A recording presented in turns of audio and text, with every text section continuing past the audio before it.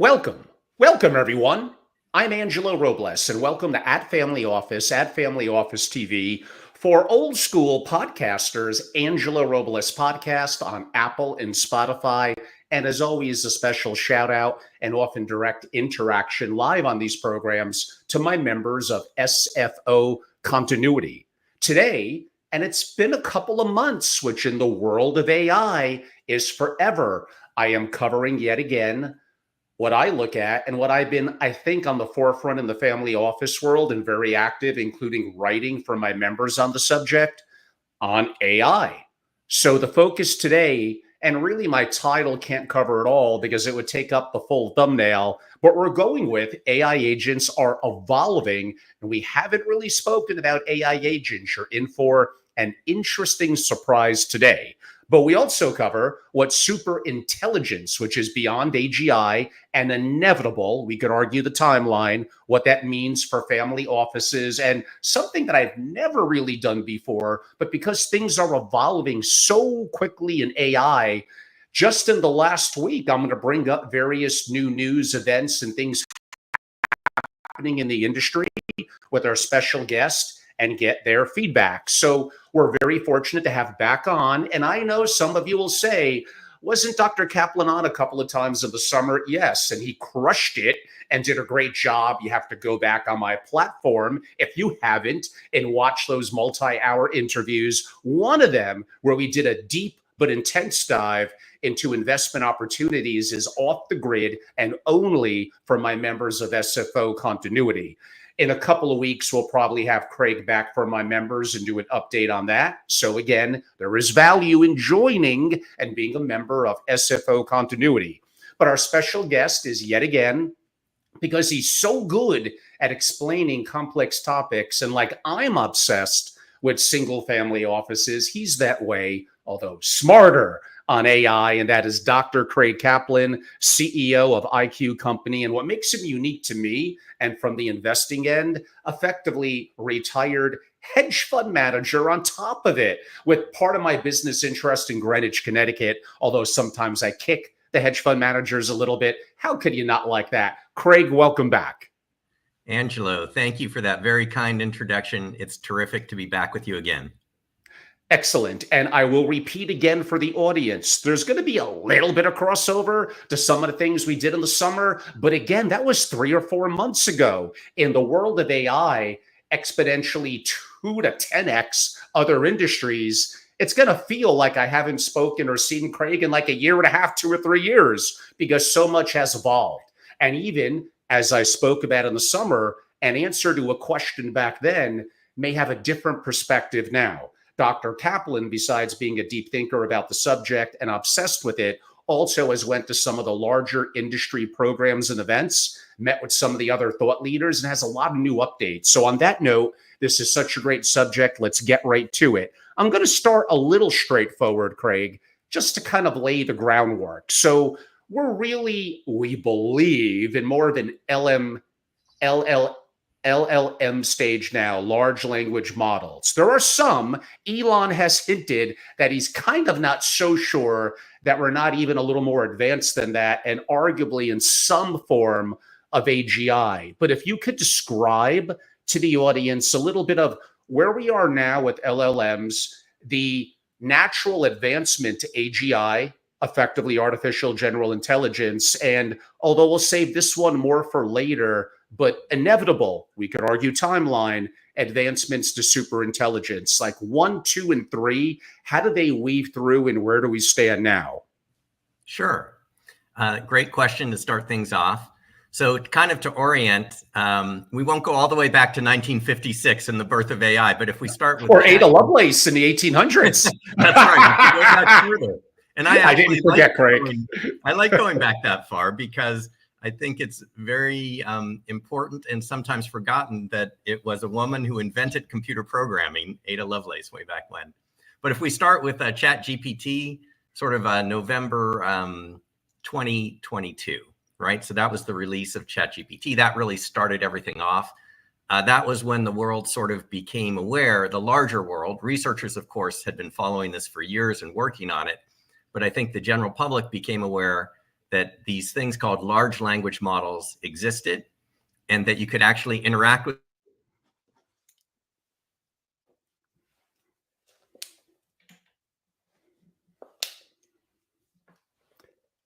Craig? Craig, you might have froze. I'm not sure if you could hear me. Hello?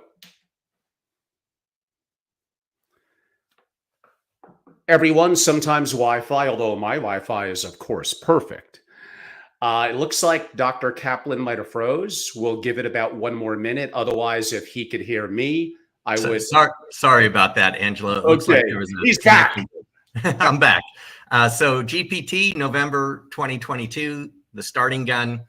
The next step along the journey was to take AI agents, large language models, I should say, and those have a capability that was really trained into them by being exposed to large amounts of data on the internet. So you could take 3 Library of Congress's worth of information, train these models using machine learning algorithms, and they would have the ability to converse with you or interact with you on pretty much any subject. The next incremental step was to say, okay, we want to add domain-specific expertise on particular subjects. And you saw in probably 2023, I would say was the year of things like RAG. RAG stands for Retrieval Augmented Generation.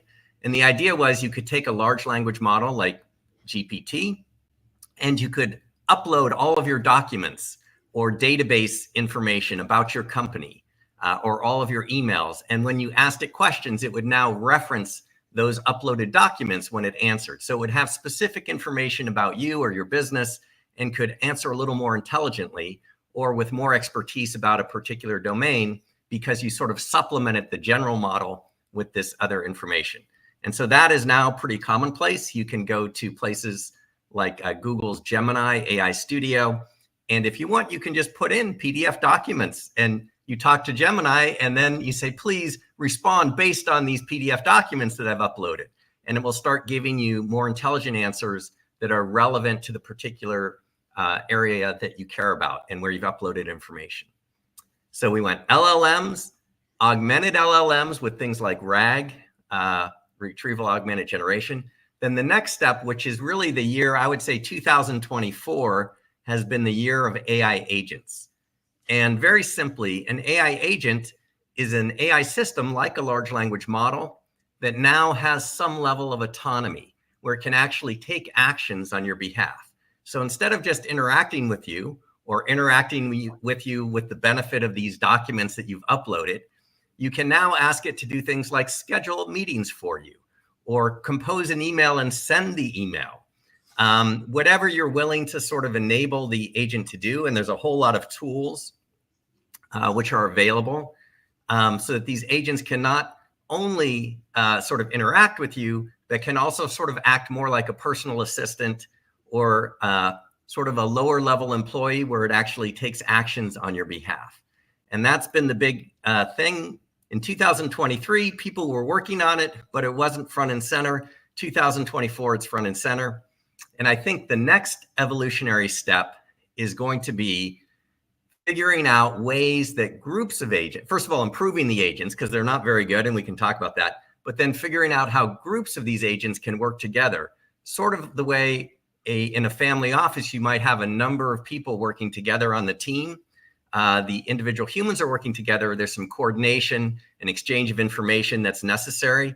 We need sort of that same level of thing to happen with AI agents. And from there, we get to systems or groups that are even more intelligent than what we have now, AGI, artificial general intelligence, superintelligence, which is sort of as we extend the timeline further into the future. So that's a quick overview. And we'll get a little more into superintelligence, which there's lots to discuss there. And some of it may be incredible. Some of it's scary. Stay tuned. Why don't we stay on AI agents? Because I think those in the wealth and single family and even multifamily office community might have heard of it again this year, but don't really know that much about it. And we're going to bounce around a little bit here. So I may have some of the facts incorrect, and maybe it's even a little bit of a exaggeration along the way. But if I read it correctly, the legendary VC Mark Andreessen, in utilizing quote unquote AI agents, and again, I may be leaving out key parts of the story here, basically put in like $50,000 of Bitcoin from, as I understand it, into an AI agent to kind of escape the world and create something that could be profitable.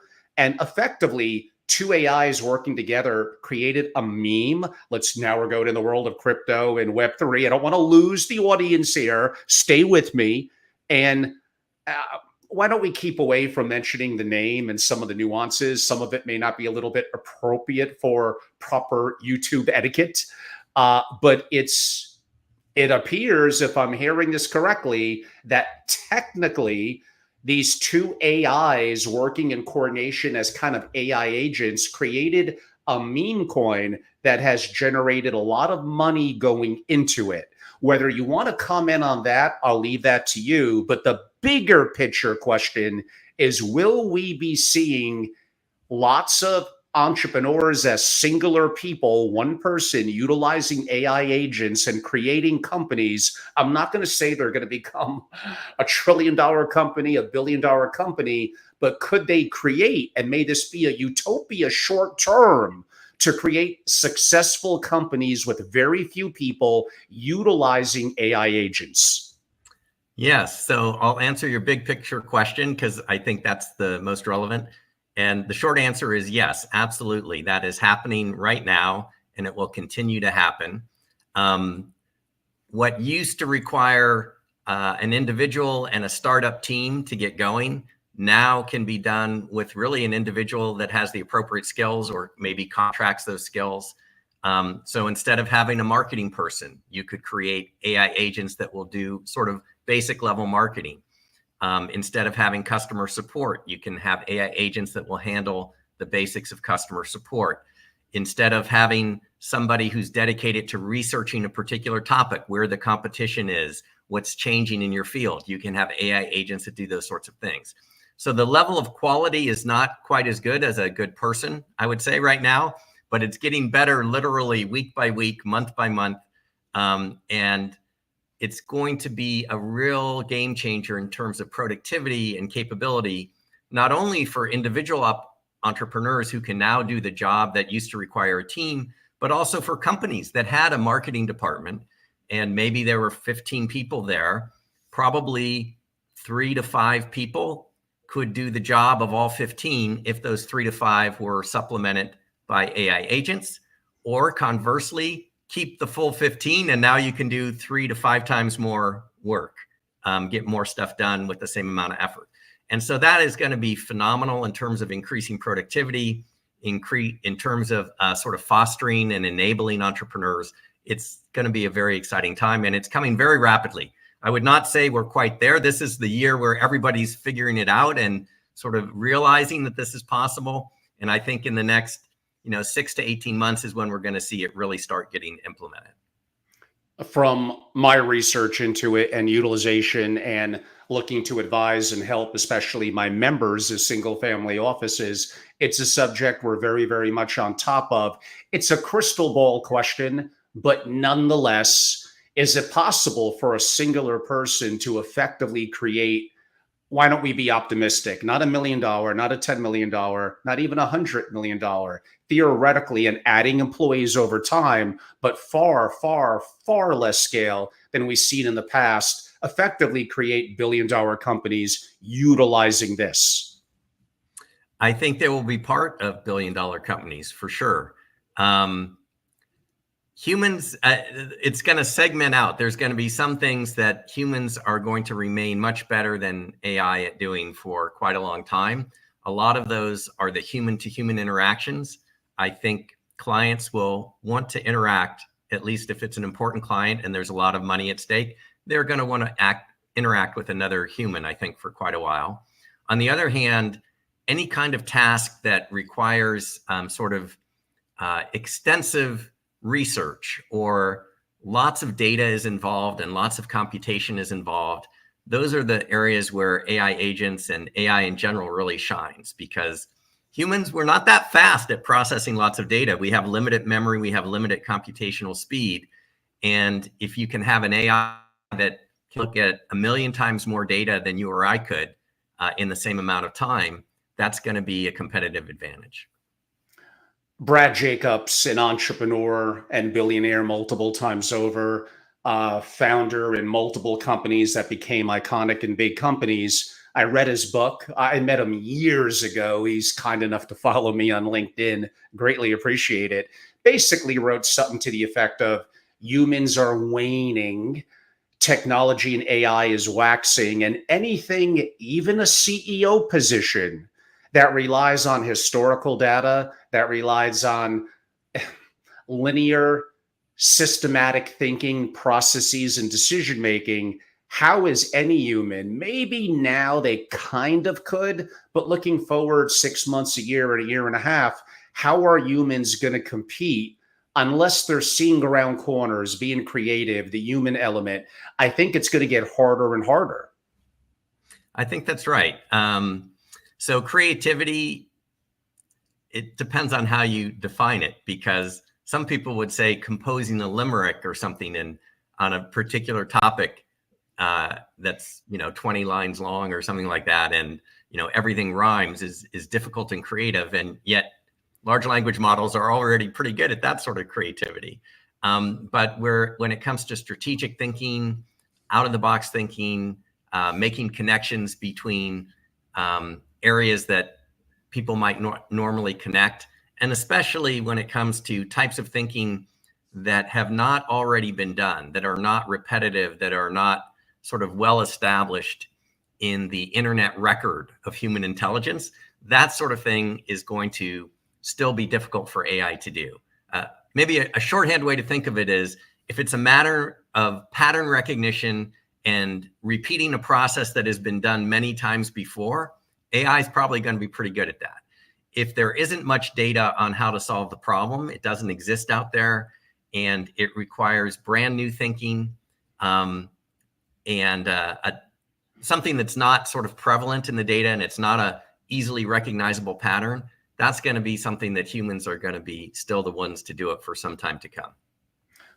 If I could push back a little bit on that, because I think it's going to make certain people in wealth management and the family office world a little bit comfortable. Now, again, the reality of certain things that I talk about, and I've written pretty extensively about the subject, might I be wrong? I'm going to be only wrong, not to be arrogant here, on timeline. And by the way, maybe I'm being too conservative and it's going to happen even sooner. So you know that I briefly interviewed and connected offline with Ray Kurzweil, the legendary futurist, this summer. That was a lot of fun. If I could push back a little bit, correct, where advancements in LLM, AI agents are cool and going to be impactful, we're trending to AGI, but when it reaches AGI, could I safely say 2026 to maybe early 2029? It is going to have some of the capability of, let's go with the word, seeing around corners, thinking out of the box, and inevitably, whether it's 1 year or 10 years after that, it ain't going to be 100 years. When it reaches super intelligence, then it's going to be effectively, if I could use the verbiage, smarter than all human brains on Earth combined. That may be a little bit of hyperbole, and maybe that doesn't happen for 15 years, but this is inevitable, Craig. I don't mean to push you, but I think we get complacent in a world of wealth management and family offices. They look at this as not applying to them. They're arguably theoretically right at the moment, but that moment is not going to last forever, and it's not going to take 15, 20 years. That's right. So to be clear, I think you and I are in an agreement that there will be a time, and 20 years is definitely within the timeline that I see. It probably is earlier than that, when you will have super intelligent AI that is smarter than any individual human, and probably smarter than all of us put together, because there will be many more of those AIs than there are humans. So really a lot of this has to do with timeline. So when I say pattern recognition and those kinds of things, AI can do that, what I mean is it can do that first. That's what's going to go first. And what's going to be relatively longer lasting for humans are the tasks for which there do not exist patterns for the AI to recognize. But will that mean that AI can never do that? No, AI will eventually do that as well. It's just sort of the sequence are going to be certain things will will fall first and other things will fall a little bit later. But I'm in complete agreement with you that super intelligence will become smarter than any human. And in fact, that's a tremendous opportunity, but also a potential danger. And that's what I'm focused on these days, is that end state all the time. We will definitely get to that. So a matter of the inputs, is there enough data out there? Well, that's where synthetic data potentially comes in. That's going to get a little bit into the weeds. We can maybe save that for a bit of a different time. But those of you that think that you're beyond safe, first of all, at the moment, certain positions are, in my opinion, gravely in danger, without a doubt, within 1 or 3 years. And then inevitably, whether it's 5 years, 7 years, 10 years, it'll be a complete dynamic and change in the future, in my opinion, of the world of wealthy families and family offices. Do I obsess a little bit about that too much? Maybe.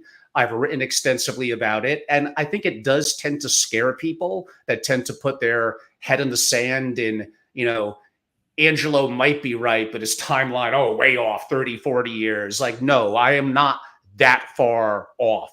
If you listen to Kurzweil, he may think that this stuff is like 3 to 6 years away. Maybe he's right. And I know I'm going down a path that isn't necessarily your wheelhouse, staying on AI agents, and you could wrap in the advancements in LLMs. If there's a single family office, like how could a multifamily office, I could get in on the marketing, automating emails. I think AI agents, maybe closer to 6 months to a year, are going to be very impactful to small RIAs, to MFOs, and to those looking to start up, even hedge funds. But single family offices are somewhat unique beast. Are there certain aspects of bookkeeping, of certain services where AI and AI agents right now are, an optimistic word, enhancements to a family office? Yeah, absolutely. I mean, I think in some ways the single family office can maybe gain, relative to what they're able to do now, even more than a multifamily office, because single family offices tend to be a little bit more resource constrained. And AI really is a force multiplier. It's an intelligence multiplier.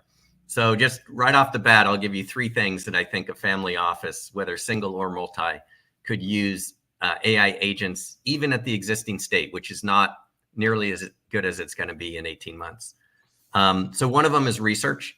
So you're doing research, you're following stocks.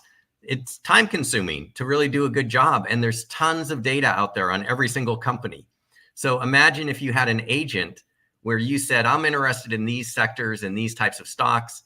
The person who's in charge of the family office gives the list or says, here's some of them, and I want you to suggest other ones. And this AI agent goes and basically combs the internet and finds all the information and synthesizes it and summarizes it. Large language models are quite good at summarizing information. So that's a task that they're already proven they can do. And then there are agents now that will equip these large language models with the ability to search the web or the ability to search various documents. And so they can now do what even a year or two ago, you would have had to have an intern or sort of a lower level research analyst do, but they could do it 10 to 100 times faster and covering much more ground. The amount of the equity universe that you could cover, even as a small single family office, is probably what only the really large firms could have done, just a couple of years ago. And so that's one thing you can do. So research. Another one, portfolio construction, right? Portfolio construction is fundamentally a mathematical process, right? It's, you want to maximize risk reward. You want to look at correlations between different assets and asset classes that you have in the portfolio. You want to have diversity, not only in asset class, but also in timeline, right? So some that are, going to have an impact more near term, some that are longer term assets. You want to have different types of strategies. So all of that is sort of a mathematical process at its core. And computers are very good at doing math. And so I see portfolio construction and simulation and comparing different portfolios as being an area where AI could really help quite a lot. And then the third thing is monitoring. So let's say you've now decided upon, you've done your research, you've constructed your portfolios.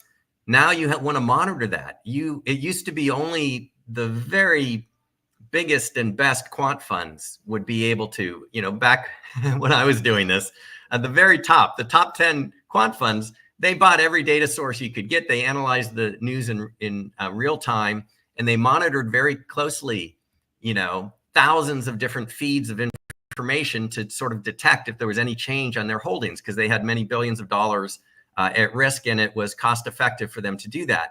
For a single family office, wasn't cost effective to do that. But now you can have AI agents that are actually monitoring every bit of news, right? Going out, you equip them with search tools and various, API integrations so that they can do that.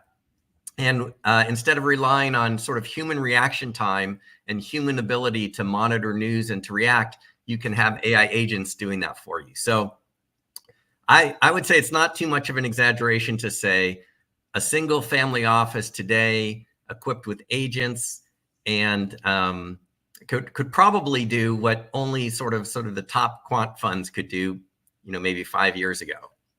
At least in terms of that those alone is shocking. Yeah, that I mentioned. I mean, there's other things. Some of those top quant funds have proprietary trading algorithms and certain ways of analyzing the information that might be still give them an edge. But in terms of managing the information, researching the information, constructing the portfolio, those sorts of things, I think this is a real game changer for single family offices. And imagine that this is not going to roll back. Like you said, it's advancing projected 1,000 times more powerful within 10 years. If you just go by Jensen Huang doubling every 14 months, my math's a little off, but 1,000 maybe even faster, better than 979. That's right. That's right.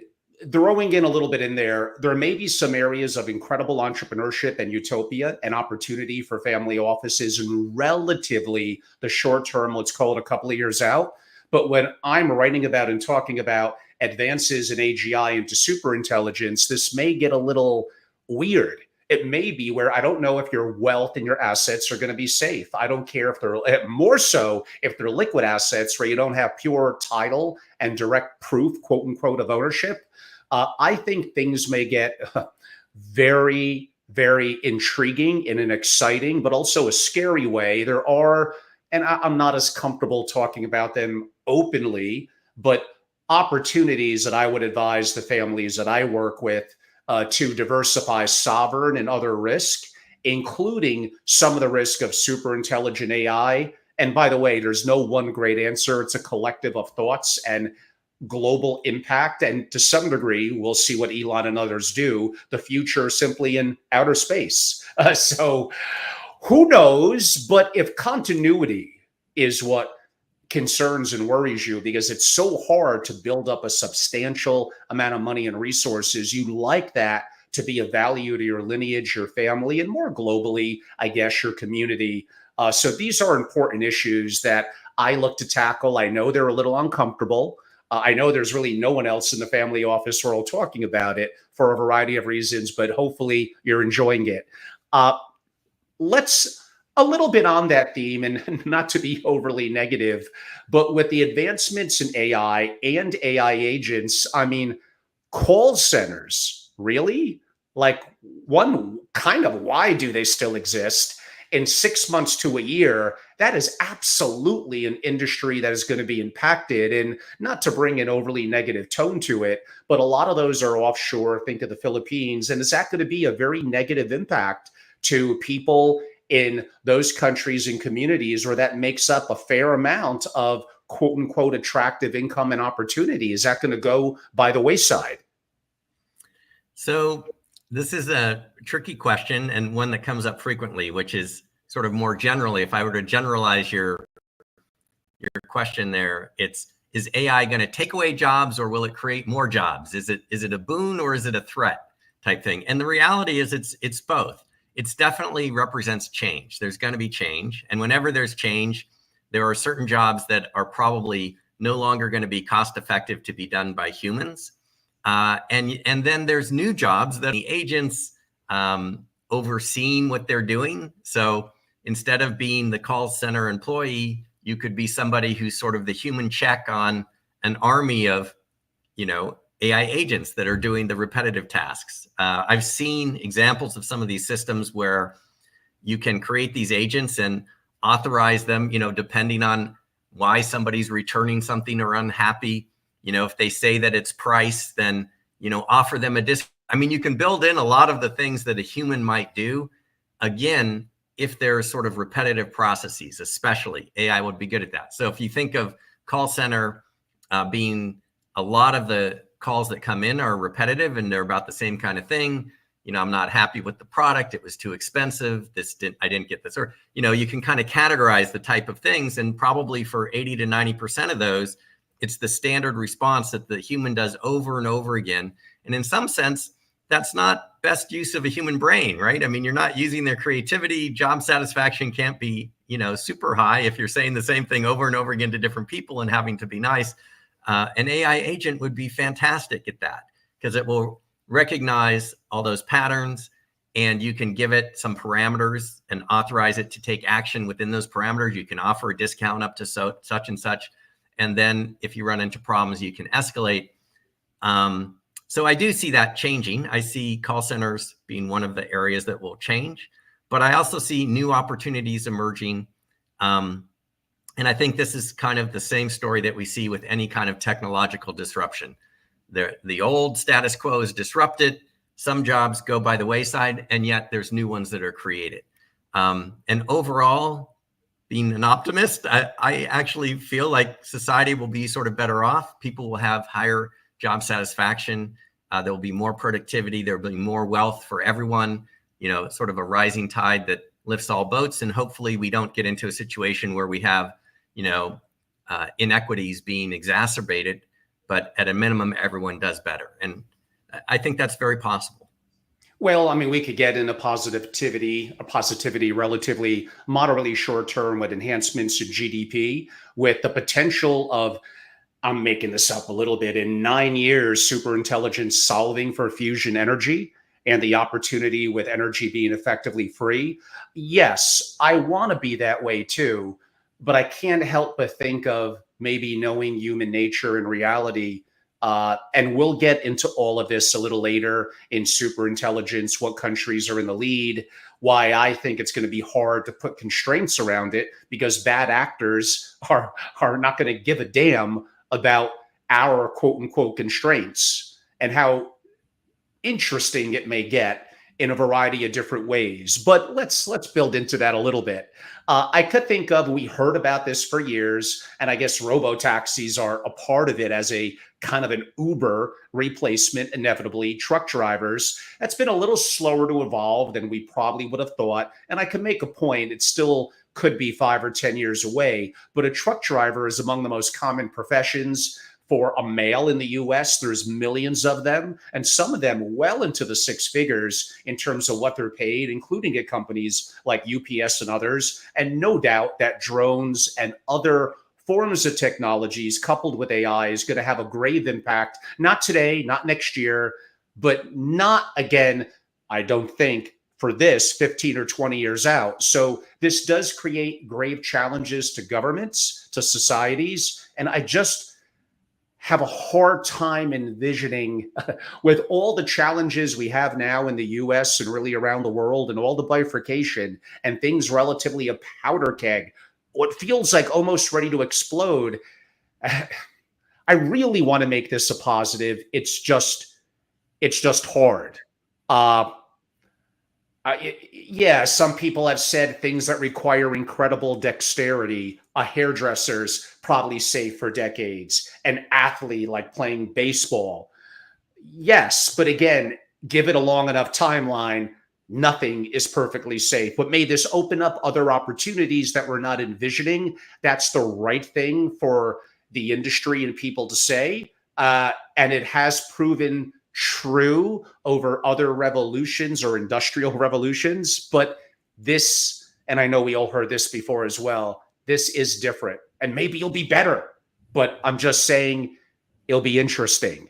I could argue this is a positive light that I'll bring up now, but staying with new in the news, like Meta, a company that we'll talk about a little more later, unveiled their Movie Gen, the most advanced media foundation models to date. And we see so many advancements. Craig, are we at the point, and this is the threat to Hollywood, which is why those in Hollywood, was it a couple of months ago, were very concerned about their strike and certain rights. But now we don't need Hollywood to do movies. In theory, myself, I could have a storyline, AI could help adapt it, and maybe it's a little early right now, but let's say we're at the cusp where digital avatar and like actors play out what I wrote, what I'm thinking, and I could adapt the landscape, the voice, the inflections. I kind of become, we all become, even those with little money, our own producer, director, and the whole dynamics of Netflix, of media as we know it in Hollywood may be upended really soon. Am I getting too optimistic? Or is this, again, an inevitable reality as well? It's just a timeline question. Well, I think it's already happening. You mentioned Meta came out with Movie Gen. I think it was about 6 months ago. I remember seeing earlier versions of that technology, probably not quite as good, but already we had.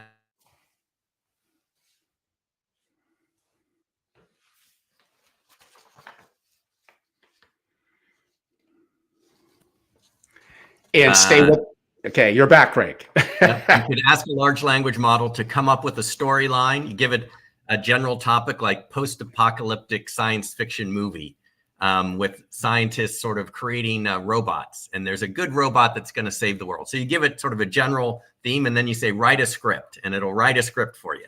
And then you say, okay, take this script and now turn it into a storyboard, and it will do that. Now take the storyboard and generate the scenes, and it will do that. And literally, this was a person who had done this and sort of in the course of a day created like a 20-minute film completely AI generated, right? From the script, the actors, everything AI generated, the music. And it was not Steven Spielberg by any stretch, but it was a lot better than I would have expected. You know, it wasn't horrible. And the special effects and everything, you know, it really seemed kind of realistic. So this is definitely coming. It just every month literally gets better. I think Zuckerberg is very smart. I mean, he has a lot of reasons to push his technology and enable content creators, right? Because Reels and the various platforms that he has, this could really help increase the content on those platforms, which he then monetizes. So there's multiple ways to come at this. Yes, it's happening. Timeline is happening faster probably than most people realize. And Meta in particular, I think you and I probably both feel like that's a great company for the future because he's very tuned into these trends and he's not just following them, he's leading the way, which is really good. 100%. And audience, stay with me for a second. Oh, but Hollywood has distribution. Big tech has distribution. You're not incorrect. But where did people like Joe Rogan that has 10 million followers, Charlie D'Amelio, the TikTok star, 80 million plus, the Kardashians, like they're every day, it feels like there's influencers, quote unquote, coming out there, changing the dynamic of information, of disinformation, and a lot of different things. Now, I can make the point this democratize is effectively Hollywood and production. Now you could be dirt poor as long as you have the most basic, maybe of a phone and some of these free services, you could create unique content effectively, including kind of your own show and movies. Do you think Hollywood's going to like that? Of course not. Now, I want to be careful not to wear my political hat. This is not a geopolitical discussion, but those industries do tend to skew, Hollywood particular, to one side of the aisle. And now this creates an opportunity for those with more diverse viewpoints. So being very careful with my words there, everyone, to potentially have an arm of distribution and an audience that they could attract. And it's good. You want to have fair and balance and opportunities from a variety of perspectives. So this is one thing that I don't look at as being a dystopia, Craig. I look at it as being this may be, unlike what I said a couple of minutes ago, create a little bit of a unique opportunity for all of us to be the creative, the producer, their director, and who knows what direction this could go.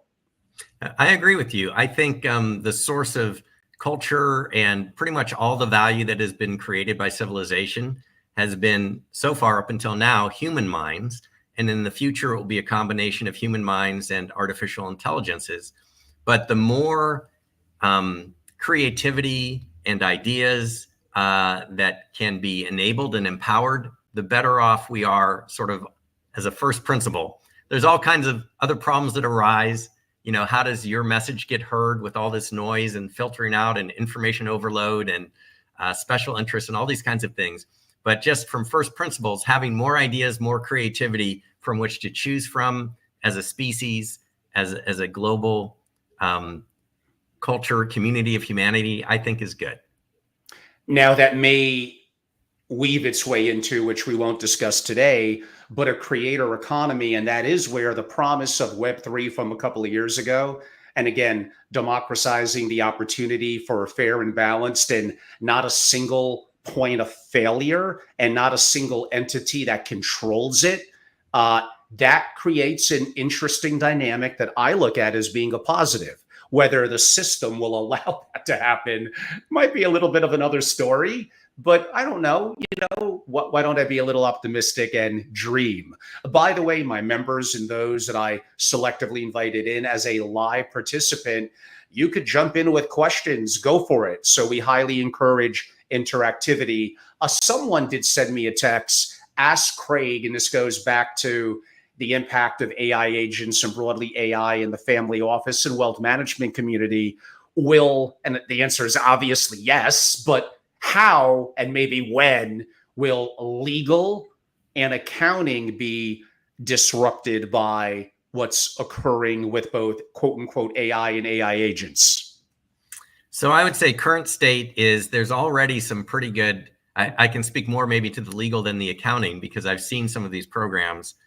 If you take contracts, for example, what a lot of lawyers do, at least the ones that I've interacted with, is they draft contracts, they review contracts, they make sure there's no gotchas in there, and they bill relatively, high rates for that service, and they're pretty good at it if you have good ones. But I saw a demonstration of basically putting like a good human lawyer against an AI agent and just saying, okay, here's 10 contracts, go through them. And the contracts deliberately had subtle things in there that were kind of gotchas, right?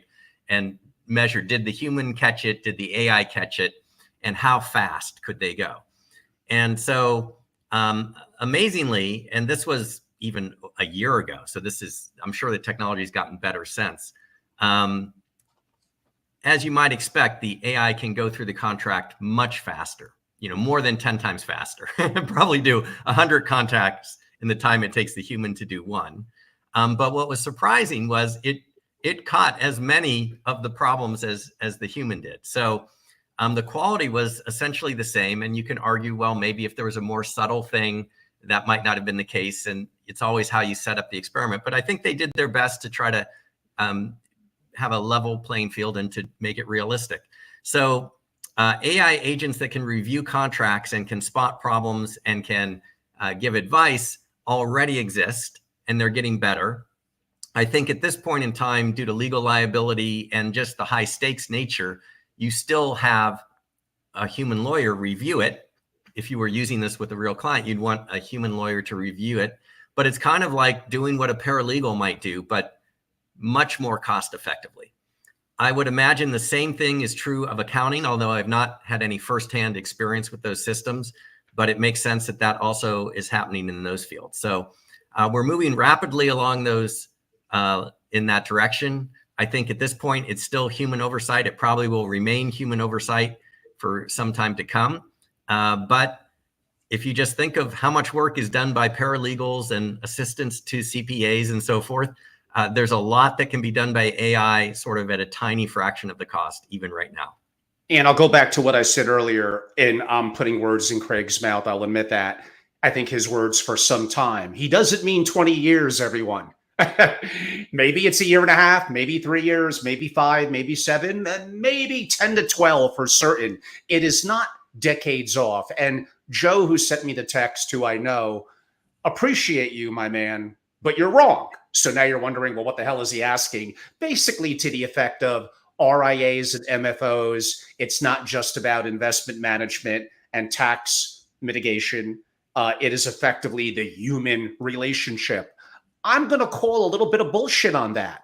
I think we hear that too much. Oh, I'm a wealthy person. I need that human to human relationship.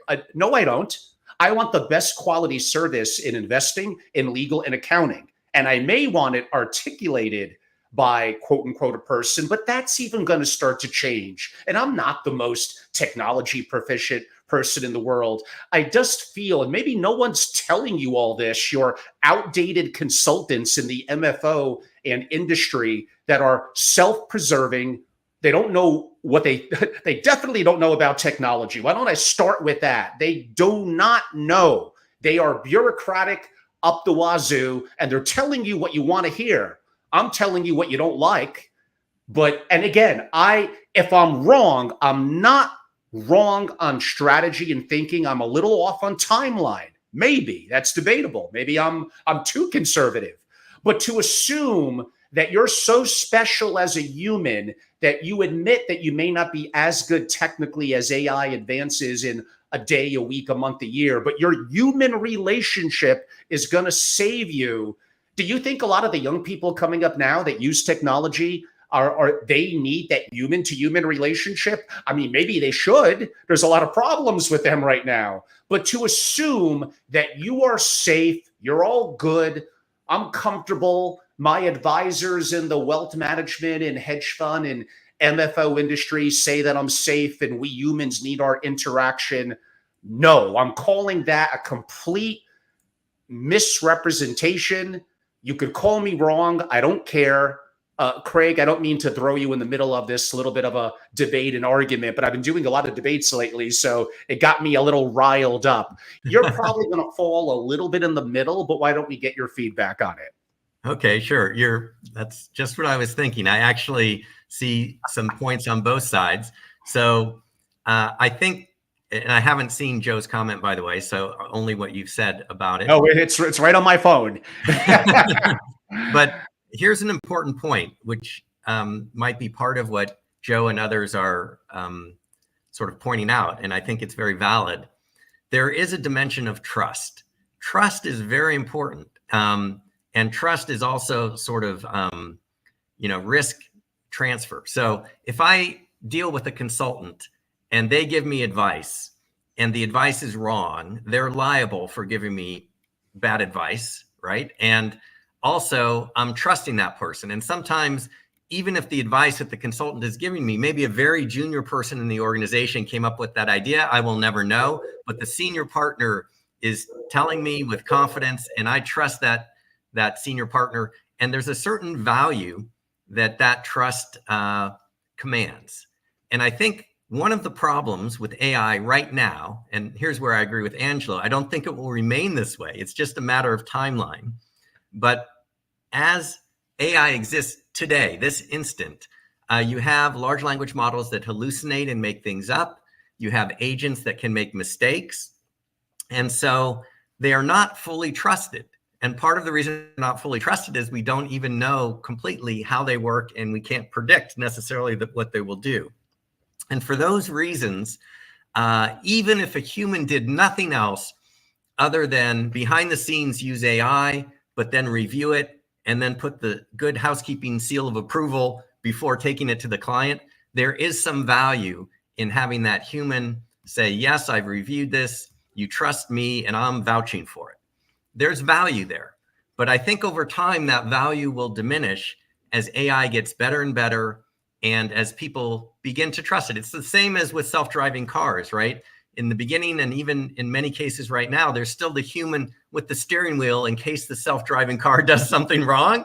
And people almost need that. Even if the car is able to drive better than the person behind the wheel who's supposed to be the safety check, you still are reassured having that person there. But but there's a certain point at which the steering wheel goes, the safety driver goes, and you've crossed a threshold where now you just are trusting that car. And that's a certain point at which people have had enough positive experiences and they've seen that these self-driving cars are actually now safer than the average human, that they're actually more comfortable with the self-driving car than they are with the taxi driver who doesn't speak English. And I've been in some cabs in New York where they've literally gone down the wrong way on a one-way street. And I thought, wow. Welcome to New York. I'm safer with an AI driver than that particular driver. So I think that same level will be crossed in many, many fields. Right now, there may be some value having the human vouching for it and from a trust perspective. But I think Angelo is correct. Over time, that will not stay. And if that's what you're banking on, that's probably not the best strategy. The best strategy is to try to be ahead of everyone, embrace it, be 6 months ahead, and you will have that competitive advantage, in my view. It's always better than trying to play catch up. I try to be 3 years ahead, Craig, but everyone thinks I'm crazy. I'm not so sure they're wrong. Lord knows I'm wrong more than enough times, but occasionally when I'm right, boy, I hit grand slams. I don't know if you could, a baseball player, maybe I'm someone who hits a lot of home runs and strikes out a fair amount, but at least I'm in the game. Yeah, no, swinging for the fences. Babe Ruth, right? Led the league in strikeouts, but also home runs. Staying a little bit on kind of in the news. So I believe it's pronounced Amika and Ozzy. 2 humanoid robots by Engineered Arts are able to have expressive conversations, Chat GPT. So we're just starting to see, again, even in just a couple of months, more and more advancements that we're feeling comfortable with. And we'll get to humanoid robots, which appears to have really blown up in the last couple of months. Again, it feels like years, but it's being so accelerated. Like, I go into my AI news every day, and it's like I can't keep up with it because I gotta have knowledge on more than just AI and the work that I do with family offices, investing, accounting, family governance, philanthropy, sovereign risk, global structures, Bitcoin, gold, etc. Like, I could go on and on. So I can't, like you, give my life to it. There is so much occurring, which may be staying in the news. I'd be remiss if I didn't mention just about a week or so ago, Elon had his unveiling of the Robotaxi, more update on Optimus, their humanoid robot. If you could talk a little bit about what you saw, your opinion of it, and the impact on the company's stock. Sure. So first, a quick comment on keeping up. So I am focused on this 100%, and I can't keep up. I've heard Eric Schmidt, former chairman of Google, who has pretty much said that he's 100% focused on AI and that he can't keep up. So none of us can keep up. The pace is so fast. So don't feel bad about that at all. It's just the nature of the beast at the moment. The rate of change is so fast. In terms of Tesla and robotaxis and Elon Musk's efforts in robotics, well, I mean, he did that unveil of the robotaxis and the stock went down after that. I think that was because people were expecting more details and he might have been a little light on the details and timelines, and Wall Street is, you know, sort of merciless when it comes to some of those things. However, my view is the general trajectory is excellent. I mean, we're moving in the right direction. He's moving in the right direction. It's, again, this matter of timing. And I know from a Wall Street perspective, timing is very important because many people are trying to make trades for the next quarter or the next few months. My view on that is that is not necessary. That's not a necessary way to make money on AI. It's not the preferred way. I think there's a much safer, much lower risk way to, invest in AI, which is to a very simple thesis. So I'm going to diverge a little bit. I'm going to share right now what has made me a lot of money recently and what I think is very underappreciated. So hopefully it's worth the diversion. A lot of people are trying to trade the latest news, the latest press release, the latest unveiling. I think that's a very hard game. I mean, this is from someone I spent 14 years trading every day, in and out of the market every day, billions of dollars worth of trades. Okay, so very short-term trading. I did that for 14 years straight. So I know that game very, very well. And I can tell you that is a tough.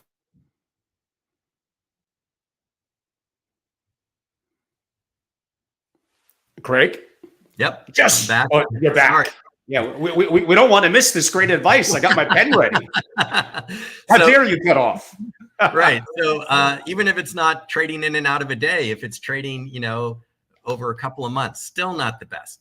What we have here served up on not a silver platter, a golden platter, is a once in a lifetime disruptive transition, technological transition that is going to revolutionize everything. And rather than trying to predict that to the exact month, it's very simple to so much easier and so much more profitable to realize that Wall Street has fundamentally, in my opinion, mispriced the speed, the acceleration of this event, fundamentally mispriced. So if you're willing to take a long time horizon, and even if you're not an AI expert, if you can just identify the 2 or 3 sort of very good companies, NVIDIA, Meta, Microsoft, the ones that are in the game and are in the game for the long run, the fact that this is a technological disruptive thing, it doesn't happen very often. Wall Street is pricing everything based on historical data. I know they do this because I've talked with all those guys, and that's what everybody does. They run back tests and they look at history. This is not in history. It isn't going to be there. So they're going to use the history and they're going to misprice it and say that it's going to take longer than it will take. And if you just take the long view and try not to get too upset with the short-term volatility and you buy quality and you hold it, you are going to do fantastic in my view. And that is what works for me. And it's the exact opposite of what I did for 14 years. So it's not like I have a priori bias for that approach. But I think at this point in time, it is the easiest way with the lowest risk to profit from AI. And in about 3 more minutes, I'm going to come back and ask you about several companies. Yes, they are in the Max 7. Some of them we spoke about back in the summer, but we'll give an update. Has your thesis changed? Because again, in this community, 3 or 4 months might as well be a year or 2 or more. So you left a good hook there that we're going to come back to in a couple of minutes. Okay. Staying a little bit on Elon and Optimus, the robot, humanoid robot, I might add, and not the only one. You have Figure, you have others. China has a couple, and they all appear to be advancing impressively. Now, again, we could debate. It appears like the Optimus via Elon's had some level of human level of control because it was like too good, and he was a little bit mysterious about it. But just the fact that it is progressing, and is it going to be able to do what we kind of saw even 3 months, 6 months, 9 months from now? Probably.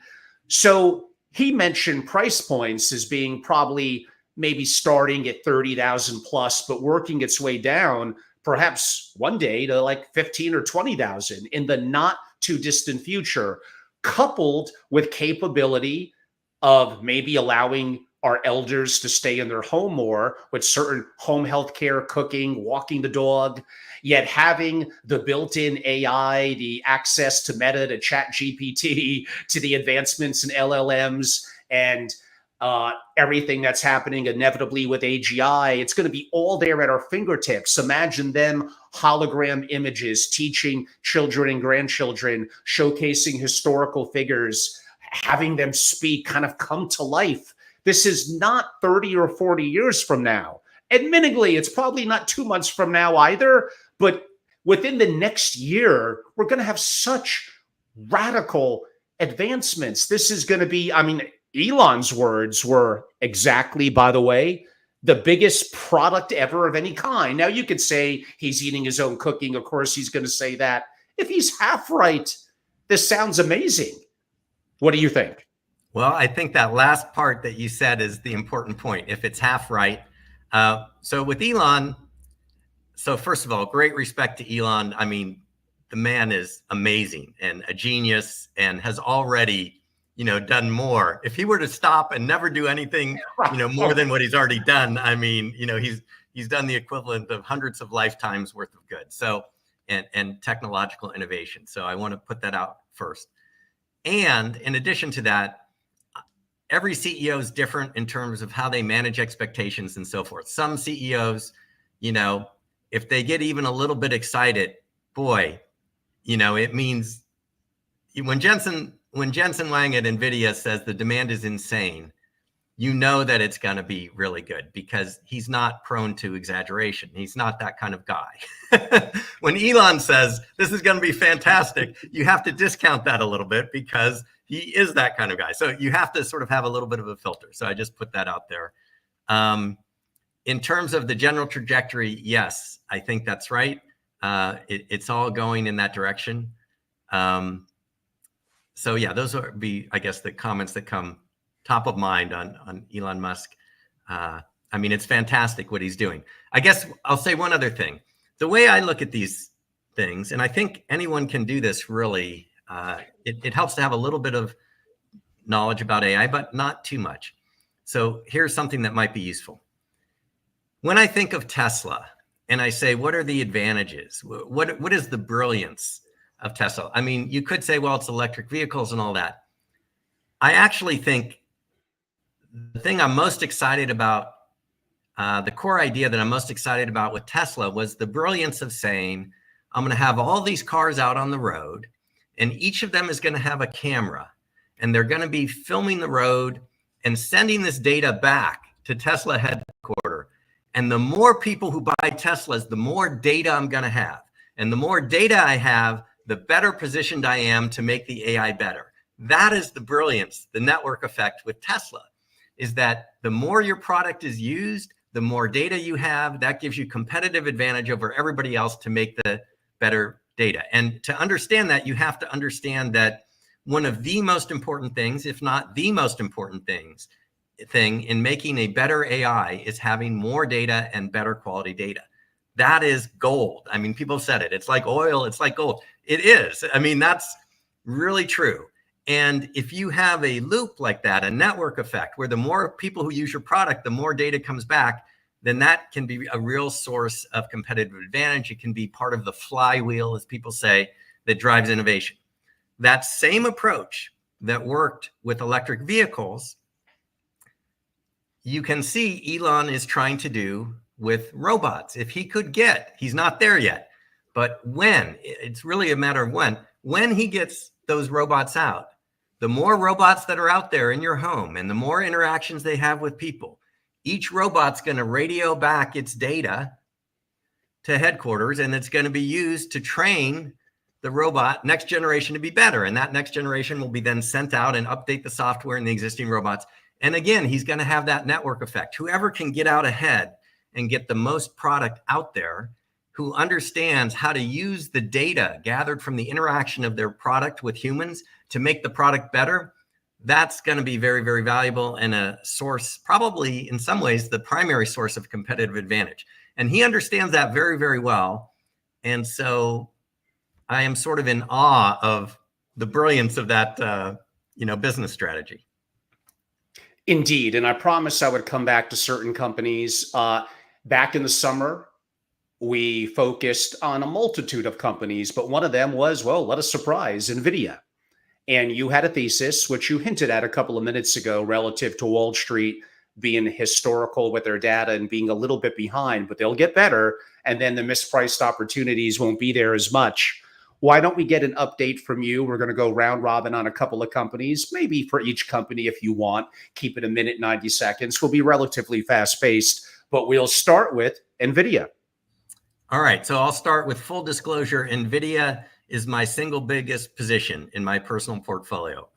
So my money is where my mouth is on this, or vice versa. And the reason it's there is, first of all, it's an excellent CEO. I always look for that.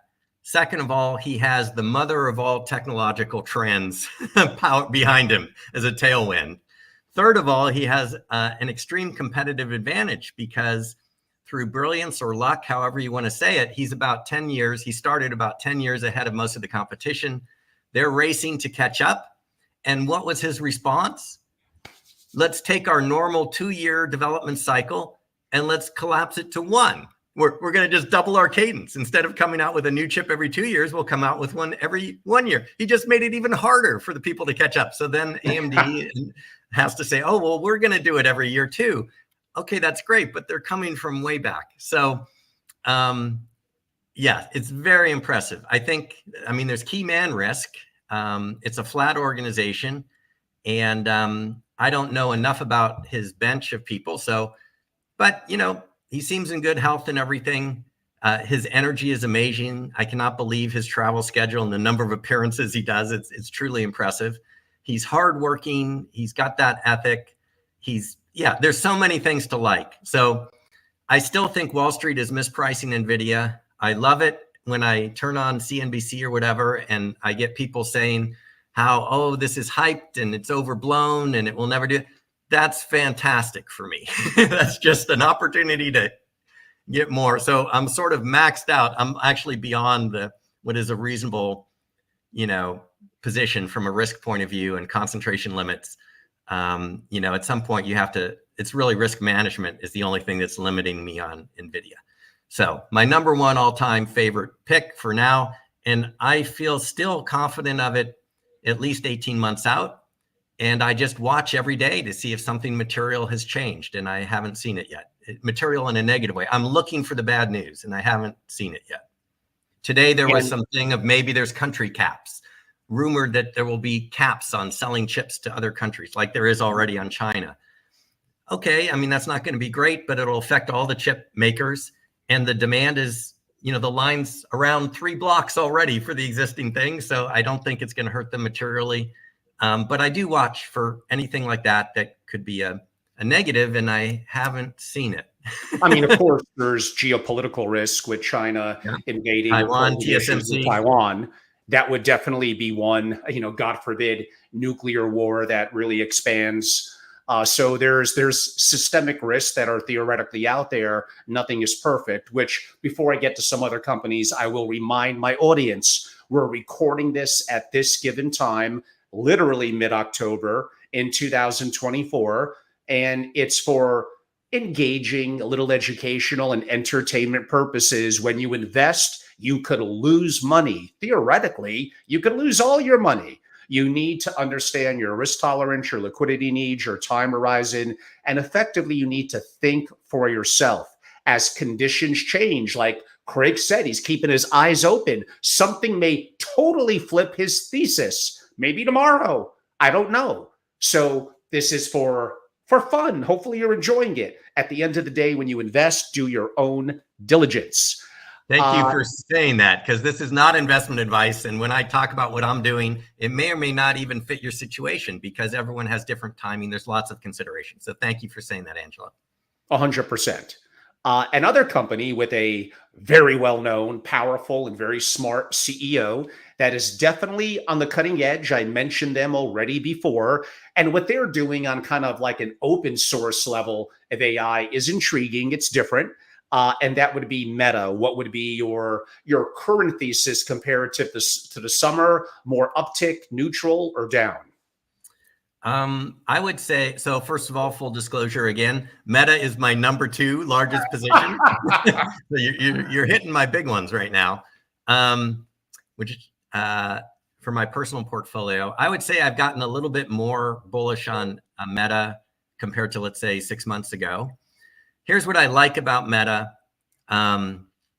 So first of all, you have a founder CEO. Founder CEOs, if they're smart and if they're doing well, is a good thing because they have more ability to have the organization be nimble and to react. They also really have a lot of investment in the company. So all those things are good. In Zuckerberg's case, I think his stock votes 10-1 or something like that compared to others. So he truly does have control over that company, which could be good or bad. But since he's been doing a good job, in my view, it's mostly a positive. He's invested in Reality Labs, which everyone remembers, metaverse and all that. Wall Street didn't like that too much. He was able to pivot. I thought that showed that he's able to react. But actually, I'll tell you, my true opinion is I don't think he was wrong about metaverse. because, and here's what I saw, and I'm not sure if others see this, and it could be wrong. If you invest in virtual reality, whether it's through glasses, which they're doing, or headsets or other forms, that is fundamentally a technology that brings humans into the realm of AI. That's what it does. It's a technology that has an interface that brings the human into the virtual world. And what happens when the human's in the virtual world? The AI is watching every single thing that human does. It's gathering data like there's no tomorrow, right? And what is the most important thing for powerful AI? We just talked about it. It's data. It's the best invention ever, even though the human may feel like, oh, I'm doing my job and I'm pursuing my own goals using metaverse or virtual reality. On the flip side, that AI is watching everything you're doing. It's learning faster. That's a huge competitive advantage over somebody who doesn't have that technology, right? And has to get data somewhere else. And so AI and metaverse are like this. They go together like this. Now, if it's not the hot, buzzy thing and Wall Street doesn't like it, fine. He's going to de-emphasize it. But it doesn't change the fact that it's a really good way to get data and that these two businesses are very synergistic, in my view. And then the last thing that I really like about Meta, and the reason that maybe I've gotten a little bit more bullish, is I feel from an AI safety point of view that open source is the way to go. So Meta is open sourcing their large language model. It's called it's called Llama 3.1. They're coming out with new versions. In the beginning, it was GPT was sort of head and shoulders above everybody else. And these open source things were trying to catch up. Now the open source large language models are essentially as good as the closed source ones. That's amazing. And they benefit from this huge developer community, which can give you a network effect where they develop things for the open source model, and you're not going to have that same thing with the closed source model. So and it's more democratic, and it sort of distributes the power. It makes it so it's not as concentrated in one organization, which from a safety point of view, I think is very important. So I like that he's open sourcing the large language model. I like that he did metaverse, even though Wall Street hates that. And he just is very reactive and adaptive, reactive in the sense of he adjusts based on feedback, but he's definitely forward-looking and pursuing an agenda. He's looking several years out. So, I mean, those are all the things I like. When I see that, I just want to buy more. But again, I have to moderate a little bit here.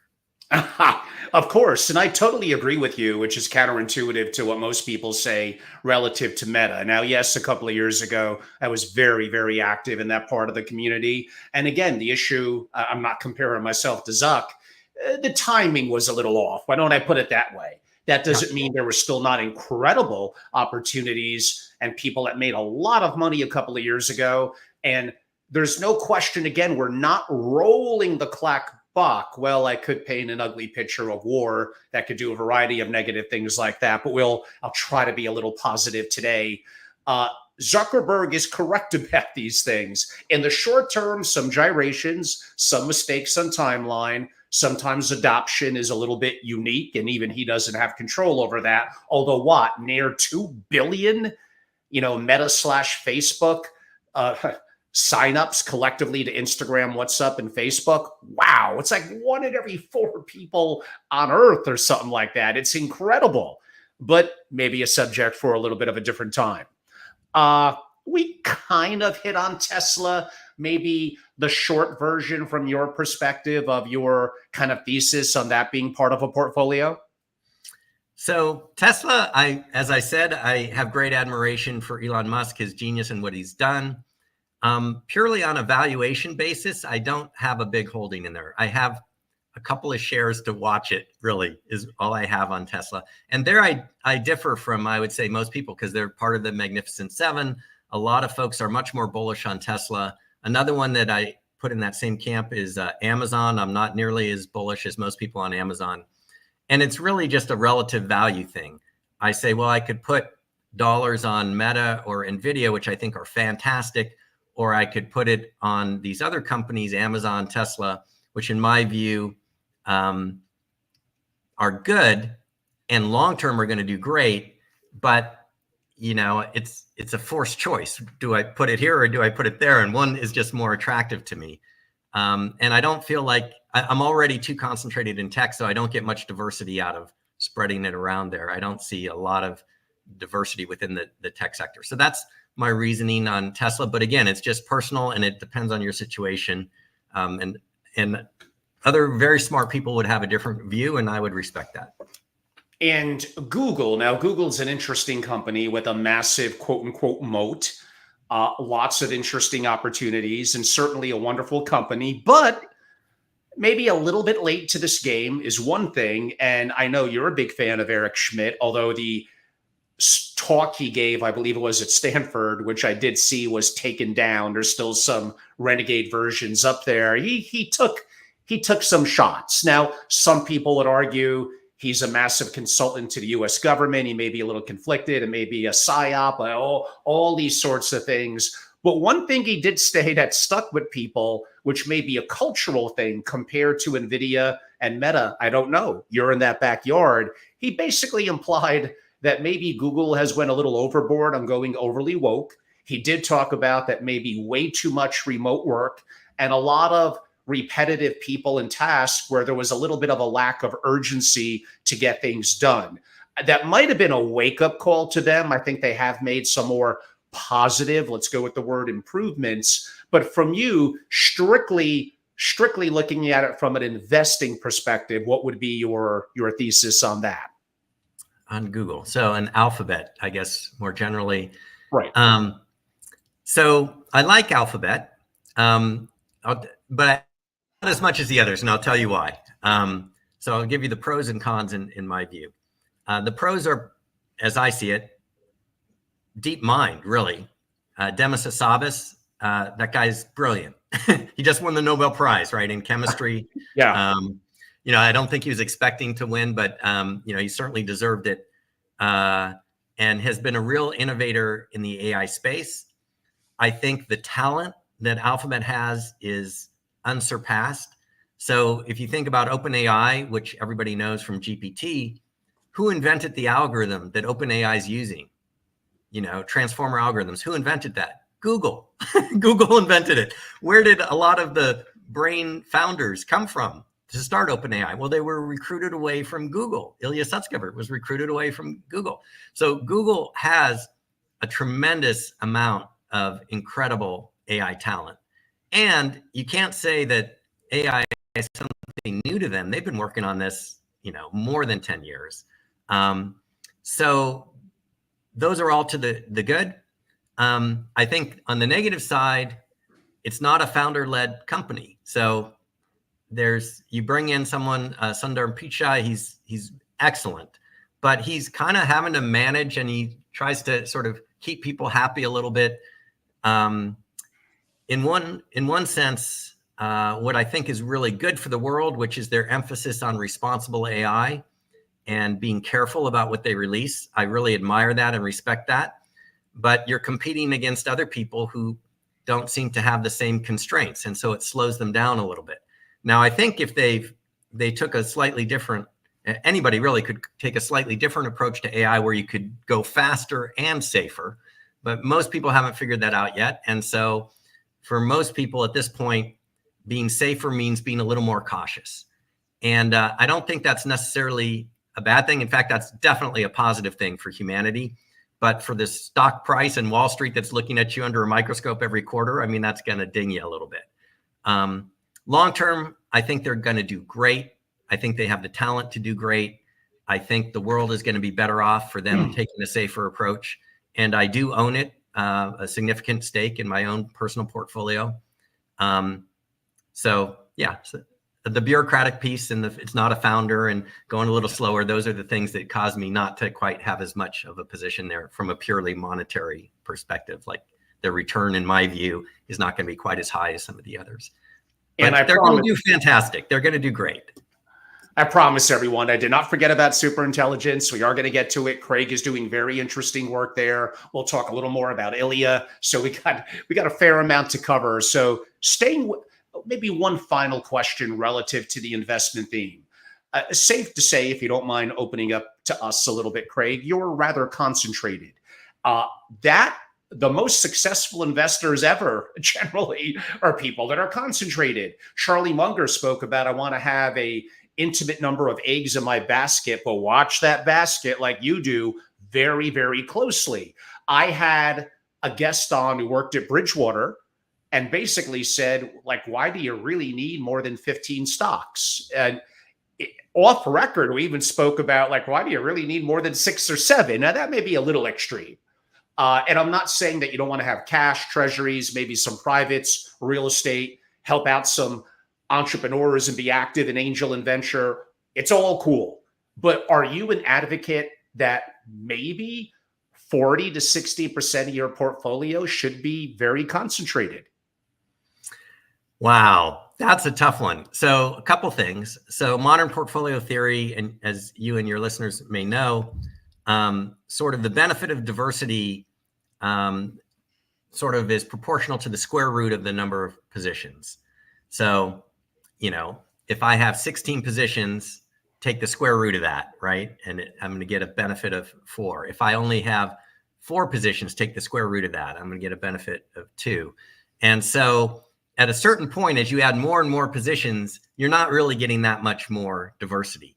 On the other hand, if you have a very small concentrated portfolio of only 2 or 3 names, you're probably too concentrated. I mean, you are too concentrated if that's all your portfolio. Now, if that's like a little pot that's reserved for AI or something like that, then that's maybe a different story. So that's one thing to be aware of. Unless you have huge amounts of money to put to work, once you get above 20 positions, you're getting diminishing returns really by adding more. And you probably don't need to, because you don't have the people who need to do that are Bridgewater and, when you have, hundreds of millions of dollars to invest, you do need to spread that out over many positions, or you have too much money. And not to take a little bit of a hit there, but yeah, boy, their returns have really been good lately. Well, yeah, it's interesting. There's just certain dynamics, as I think most people in the family office world know.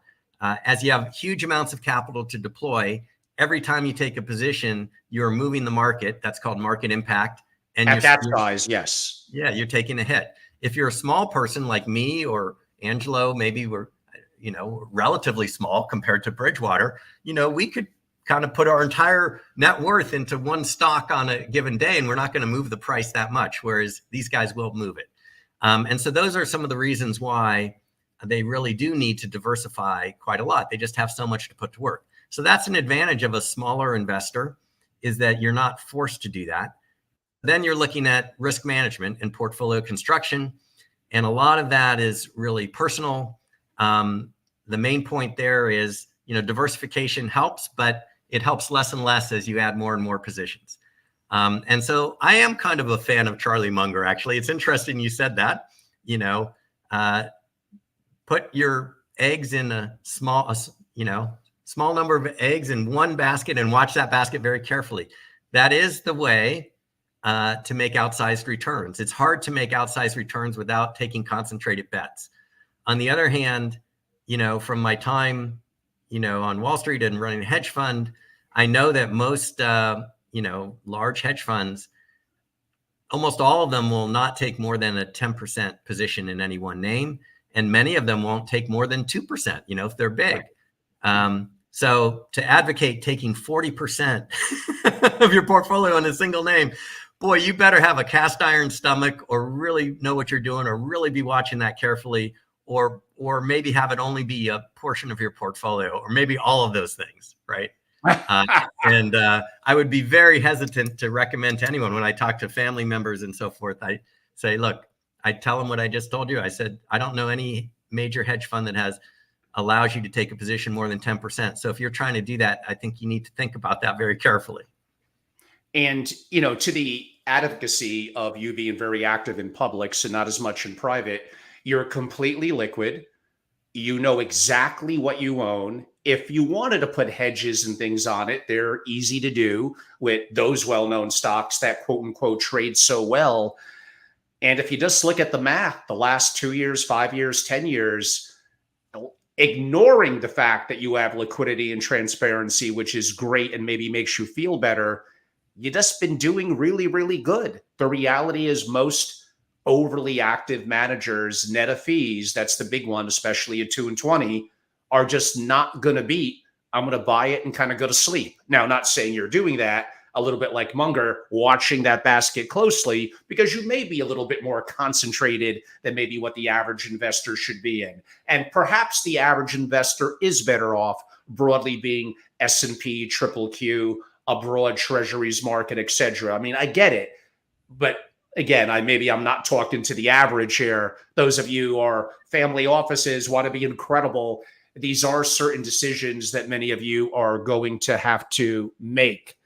One person wrote in, how about, I think it's the symbol for Palantir as an AI play long term. Any opinion, Craig? So I know Palantir is a real favorite. It's kind of a Wall Street darling at the moment, and it's done fantastic. So, hard to argue with success. My personal view on it, and maybe it's, because they do so much business with Department of Defense, which is, from an investment point of view, that might be fantastic because the government's a great customer and tends to, stick with you for a while. From an AI safety point of view, it's not my favorite thing. I prefer to go, if I had a choice, from a good of humanity. So maybe here's where my investment thesis is not driven solely by return. But, I'd rather support Meta that's going to do open source, that I think is the right way to distribute this power, which could be potentially dangerous for all of us, to lots of people, versus Palantir, which is going to be focused more on Department of Defense, large contracts.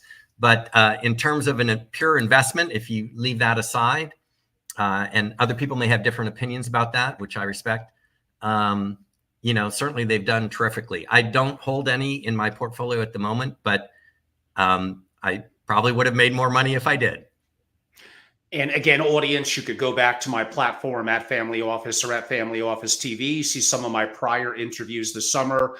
And again, one of them was private for my members only, so it's off the grid. But we were pretty public on some of the programs that we did. We did do a deeper dive into investing, including multiple other companies, talking about the periphery of AI as well. Energy, infrastructure, data centers. And that's where we really went deep for my members, which I'll probably replicate with Craig in the coming weeks. But again, some of that is available just by subscribing to my platforms on YouTube, again, at Family Office. That is the definitive name for the Family Office community. And no, it's not for sale. So go there or to Family Office TV, and hopefully you'll enjoy it. Related a little bit to what you just said and going down a little bit of a different path. And this is like the big government type question, will AI disempower the state or embolden it? Well, give me a little more color on what you mean by embolden. Like, what would you imagine the state potentially doing? Well, I mean, all these great companies, NVIDIA, Meta, Google, etc. But who's to say that as AI progresses to AGI and government thinks that these companies are becoming too big and wants to break them up, and maybe this becomes a level of superintelligence and a national issue, who's to say that it's in the hands of too few people, that as a government, which I think would break about every law, but I don't know the nuances of the Constitution inside and out.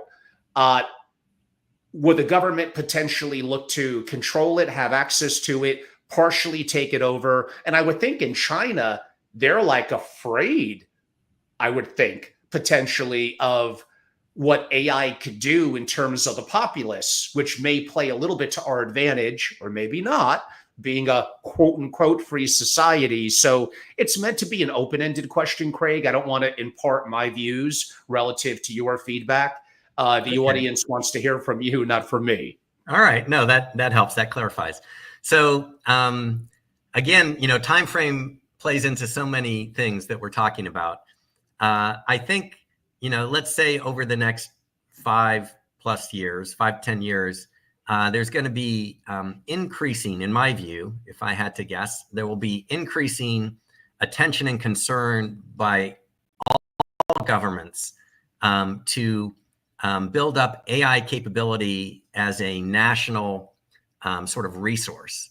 And already you're seeing this, and NVIDIA, for example, recognizes this when it goes to Singapore and to lots of different countries and basically makes the pitch that, look, your country's data is your national treasure.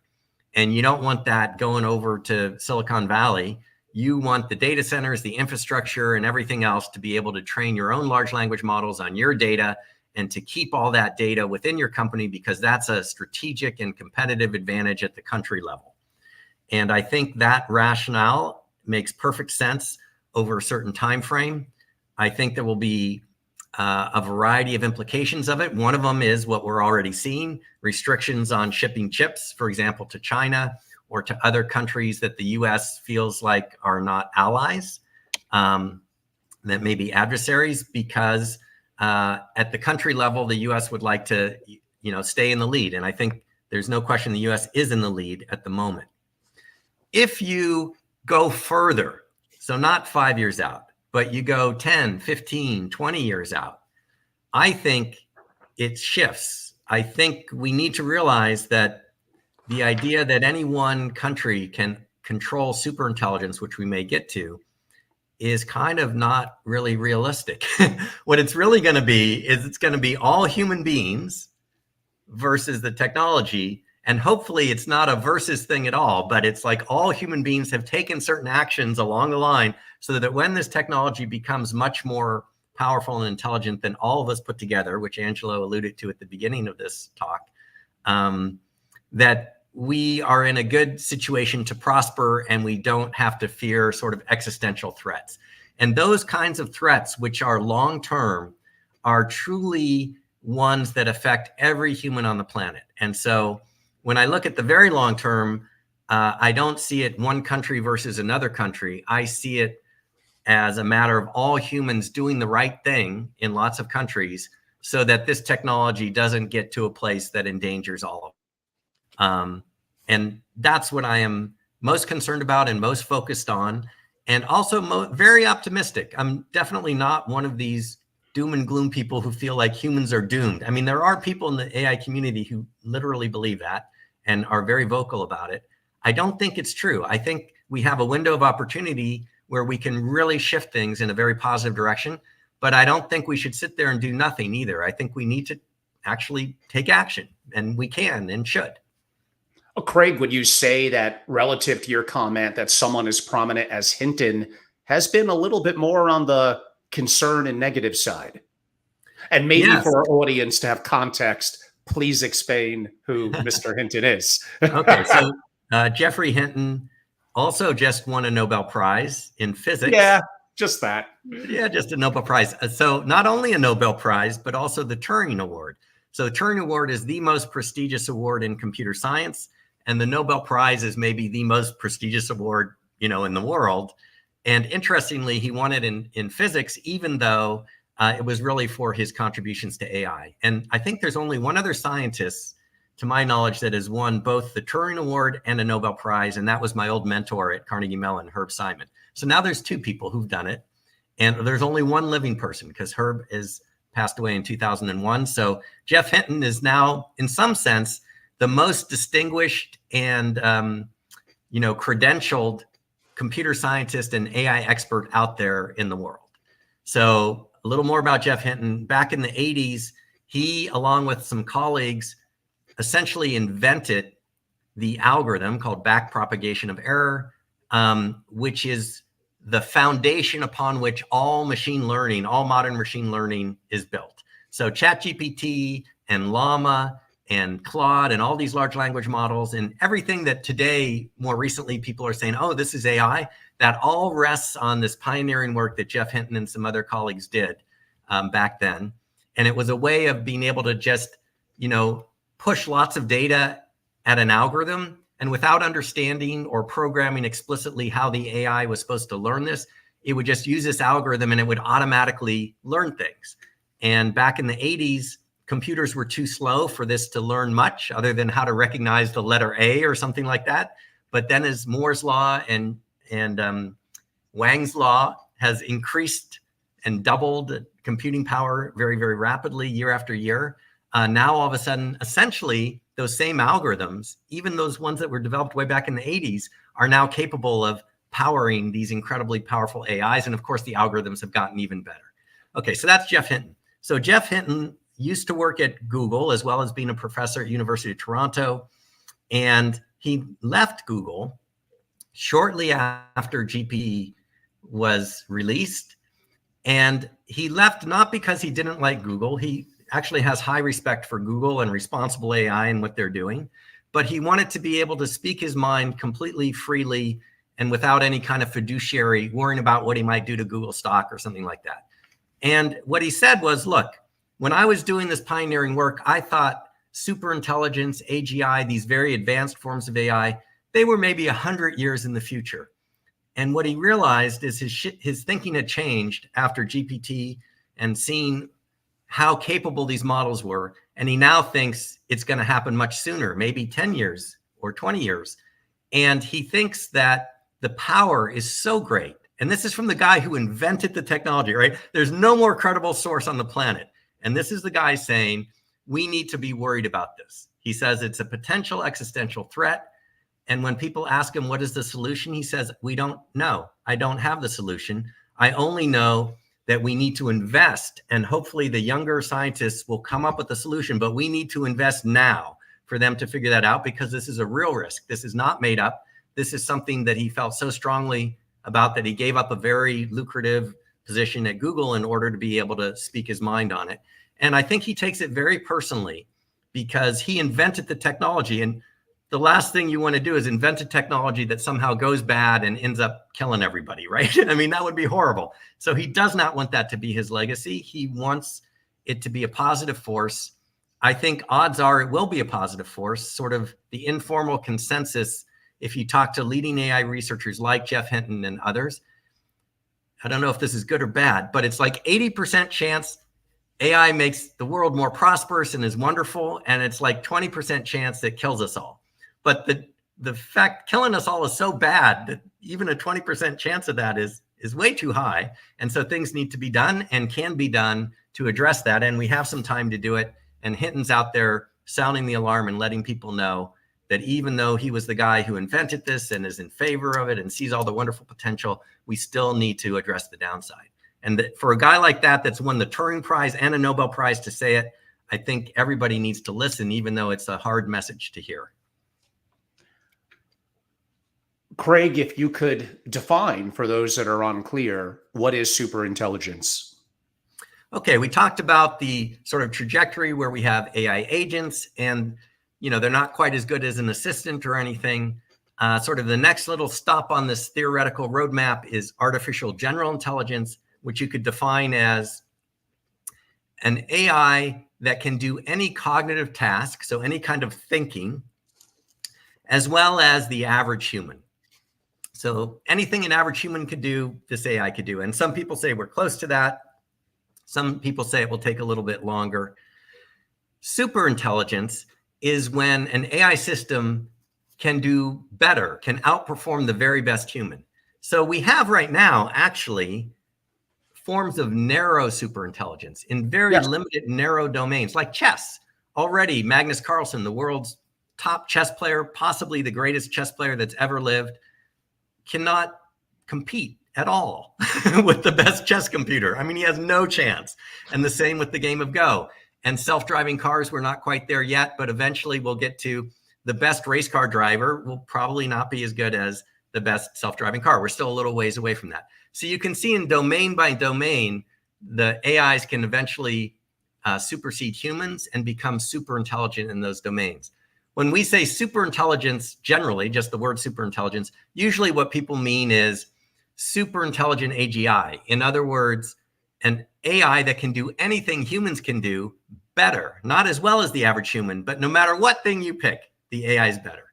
And that's kind of comes after AGI. Once you have that general intelligence, these machines already can, to a limited extent, self-improve. So you can imagine something that's smarter, Angela, smarter than me, smarter than you, and then it devotes its energy. It never eats, it never sleeps, just works 24/7. you and I are stuck with these brains the size of a Nerf football to fit inside our head, and we can only hold so much. These can have a brain the size of a city. It never sleeps. It's already as smart as us, and it puts a lot of its energy on improving itself. It will not take long before that kind of system will become 1,000 times smarter, 1,000,000 times smarter than us. And at that point, we now have to ask, does it have the same values as us?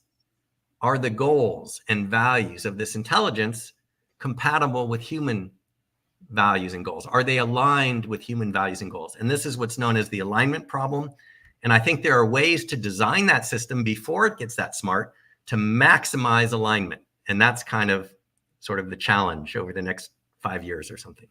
And we shall get into that and what you're doing, but let's dive deeper into the advent of superintelligence, which, yes, there are some people that say decades, and decades. Even Hinton himself felt not that long ago, maybe even 100 years. Those have all been condensed. Maybe 2029 is a little soon, although there are some people that say that, and maybe more realistically, sometime in the 2030s or a little beyond. It appears, unless nuclear war or some big disaster, to effectively be inevitable. So, and not in a super long time frame. So such an entity would possess strategic thinking so far beyond our own, we can't even really fathom it. It is going to be able to influence, quote unquote, outcomes in economics, which will impact investing, politics, science, technology, fusion energy. Now, some of that could be very, very, very good. But these things could, again, I mentioned politics. I mentioned economies. I didn't mention biotechnologies from a negative perspective. Could one drop of something in the water kill millions of people? In the air that we breathe, could it change our dynamic to reproduce children? There's so many negatives that I could point to. Military advantages with drones and technology, changing the impact of the world. These are all things that are on the table potentially in the next 10 years. How could I be optimistic through that? Okay, it's an interesting question. I've thought a lot about this. So at a high level, you can think of technology as an amplifier, right? It amplifies human capabilities and it amplifies human values. So if humans have generally positive values and you know, all they have is a lever or a stick, you know, there's a limited amount of things they can do with that. But if they have a steam shovel, there's a lot more they can do with that. If they have nuclear energy, there's a lot more they can do with that. And if you have AI, and let's wave our hands for a minute and imagine that we can design this AI so that even when it becomes smarter than us, it still has human values, then it can really amplify those positive human values in a good way. So then we get to the question, a lot of people say, yeah, but what about bad actors and our humans? Yeah, that was my next question. Well, and it's a logical one. Are humans good or are they bad? You know, and people have been arguing about this for thousands of years. But I would point out I take a very scientific approach to it. If you have a system that watches, Angela, watches you and watches me 24/7, because maybe we're in virtual reality or there's cameras everywhere, but it basically is observing what we're doing. I think it would find that 99.9% of the actions that you and I take are pro-social. Like objective, because most of them are small. You know, we buy a latte, we say thank you, we say good morning, you let the guy turn in front of you. Sometimes you cut him off if you're angry when you're driving, but most of the time we're pretty nice. So on an empirical basis, where you simply look at every action and you analyze it, was it positive, was it negative? Most of them would be positive. There's going to be some that are negative. Just like if you think about all the horrible things going on in the world, right? You know, thousands of people dying in the Middle East, in Ukraine, you know, but if you were to count up statistics, all those deaths as a percentage of the population were, you know, less than 1/10 of 1%. That means that on a day in, day out basis, 99.9% of what people are doing is not murdering people and not killing people and not fighting. And we are so outraged by those things because they are rare, but they are so abhorrent to us. That's also a good sign. If we weren't outraged, we would be in real trouble. But the fact that we actually are outraged over something that is a very small, affecting a small percentage of the population is a very good sign. Okay, so if you have an AI system, and remember how these systems learn. They learn by looking at data and looking for patterns. That's the fundamental thing they do.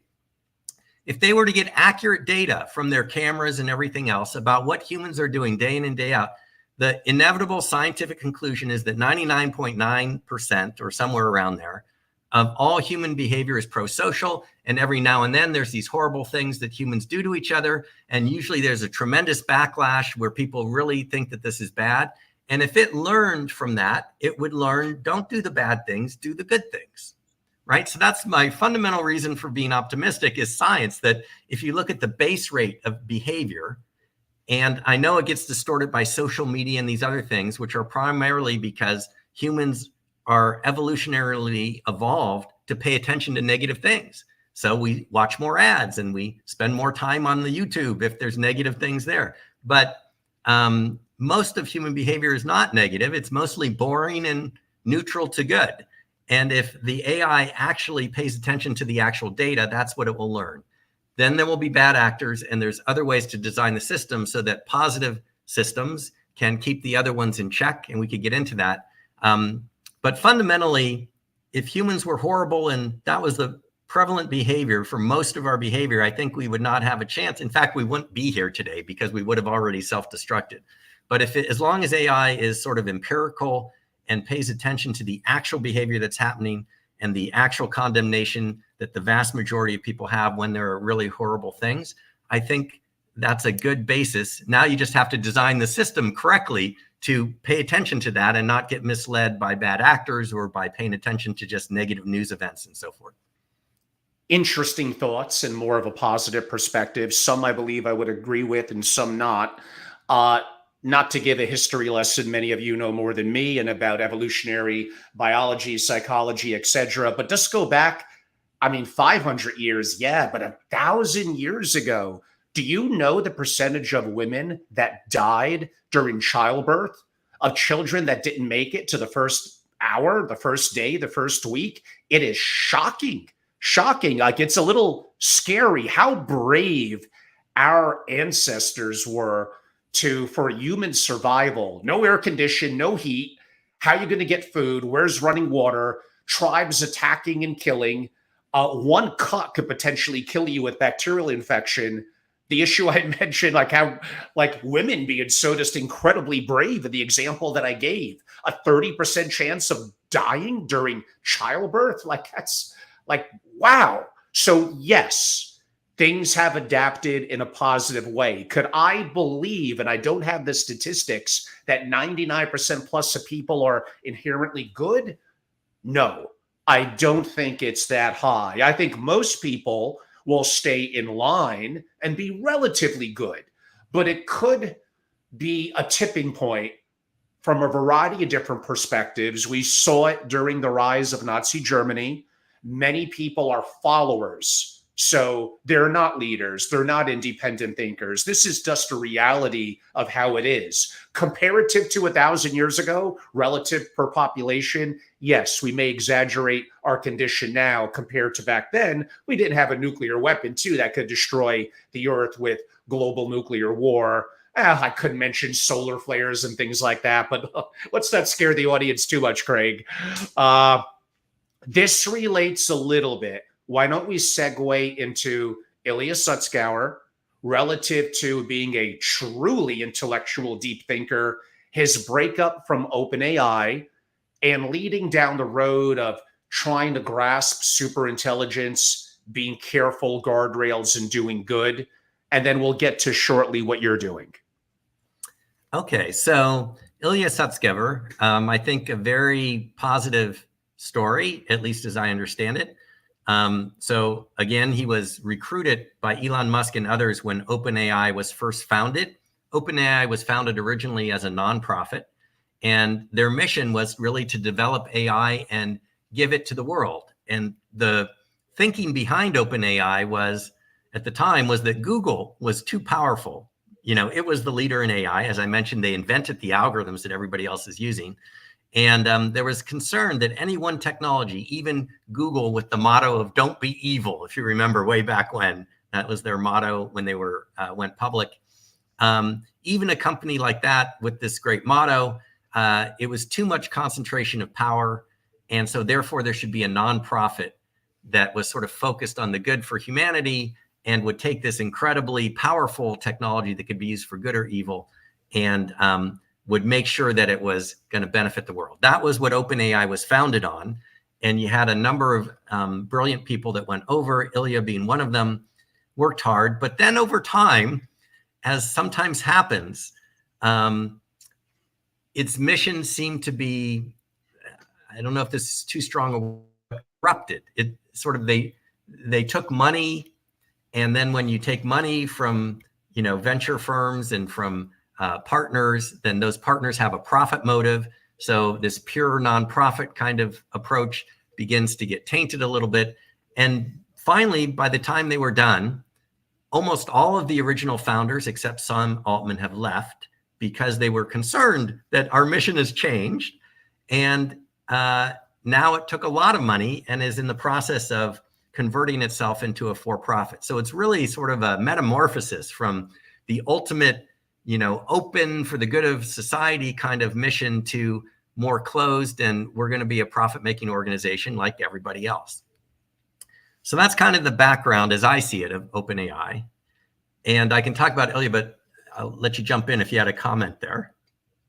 No, or maybe follow it. They also had another significant person leave very recently. I'm forgetting her name. I'm sorry. Amira, right, who was the CTO. Yeah.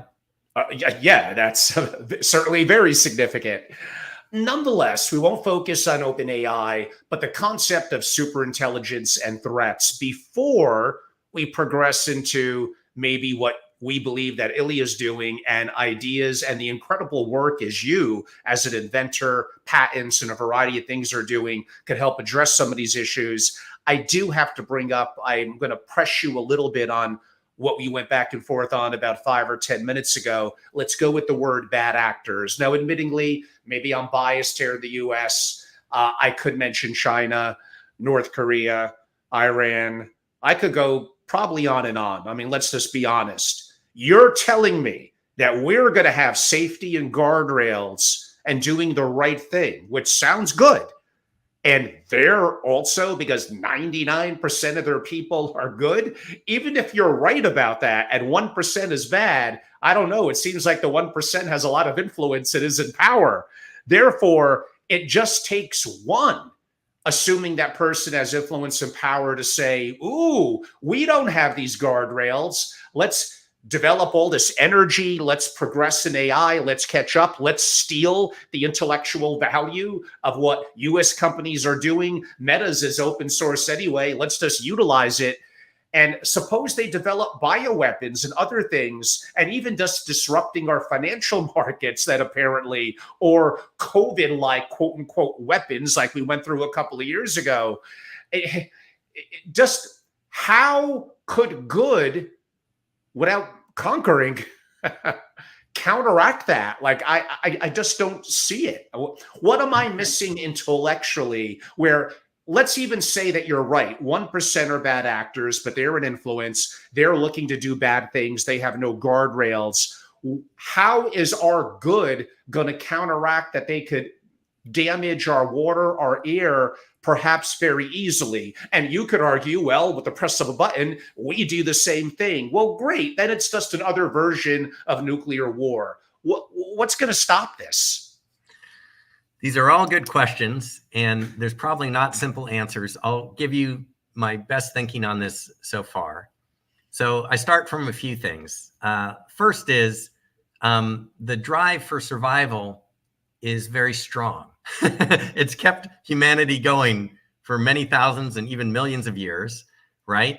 And so even if you're a bad actor, typically you're not suicidal. I mean, there can be some, but typically You may want power, and you may want to assert your will, and you may want to dominate the other people and get more resources and so forth. But you don't typically want to blow up everybody, including yourself and your family and your loved ones and all those things. So that might happen accidentally, but usually that isn't the stated goal. The stated goal is to increase your competitive power or position, but not to destroy everyone. And so even for societies that have very different political systems or different religious beliefs, yes, there are examples where people will be suicide bombers and so forth, but it's not like the entire group is going to do that. And destroying the entire planet is, I think, not anybody's goal. So that's one thing. So what that says is there can be bad actors, but a bad actor is different than a suicidal maniac that is trying to take everybody out, which is, I think, very rare. The second thing is how you design the system is very important. So I'm just going to give one example to give you the flavor that I think might resonate, because I understand you're very active in the cryptocurrency community, and some of the audience may be familiar with principles of cryptocurrency. So if you think about Bitcoin for a minute, Bitcoin has hundreds of billions of dollars worth of Bitcoin at stake, right? I mean, if you had a bad actor, all that bad actor would have to do, and this is what's known as a 51% attack, right? If they could somehow co-opt 51% of the computing power that was checking the ledger that says which Bitcoins belong to which people, that entire system is a community system, and it relies on the fact that you have lots of independent people validating. But there's a vulnerability known as the 51% attack, where if some bad actor could co-opt 51% of the computing power, they could essentially rewrite the ledger, and they'd be in the majority. So their opinion would be the official record. And now all that Bitcoin could be sent to one account, the account of the bad actor. And the incentive for doing that is quite high, hundreds of billions of dollars to do that. And yet, although the jury's still out, Bitcoin hasn't been around for hundreds of years, maybe just a decade or so. But so far, that's never happened because you have the community that, by and large, is positive and trying to work together, and because you have to get a certain threshold. So essentially what you have with Bitcoin is you have the good community members sort of serving as checks on the bad actors. It's not that there aren't bad actors. It may not even be 1%. Maybe there's 20% or 30% of the people that would love to have all the Bitcoin. But there's enough that say, no, we're not going to do that, to keep them in check. And the balance of power there is a balance of computing power, which is why this is interesting. So now, as an analogy, and I'm going to do some hand waving because we don't have time to go into a detailed design, but I will say there are detailed designs for superintelligence exist that have that same feature as Bitcoin, where you have multiple intelligent entities. They can be AI entities. They could be super intelligent entities that are 1,000 times smarter than me or you or any human. And as long as the majority of the computing power, the majority of the intelligence on that network is positive, just as with the Bitcoin situation, they can serve as a check on the other malevolent entities on the network and prevent the bad actions from happening. So you've got supercomputers keeping other supercomputers in check. Now, if you ever get a situation where more than half of those supercomputers are malevolent or selfish or want to go down a path, we may be in trouble. But as long as you can have the balance of power in a system that's properly designed with checks and balances, that is one way that we might ensure a stable system that is generally positive. And then, of course, there's a whole lot of questions here, like what are the values of the different superintelligences and so forth. But there's other ways to design those to maximize the chances that they're aligned with human values in general. So I don't want to be naive and say there's no bad actors. And I would say all of us have good and bad tendencies. And I think it's probably the bad is more than 1%. It's probably a lot higher than that. But I don't know that it's more than 51%. I don't think it's 51%. And as long as we can keep it at 49 or less, there are designs that can serve as checks and balances, even when those systems are operating thousands of times faster than you and I can keep up. That's what's amazing, is that it's possible to design that.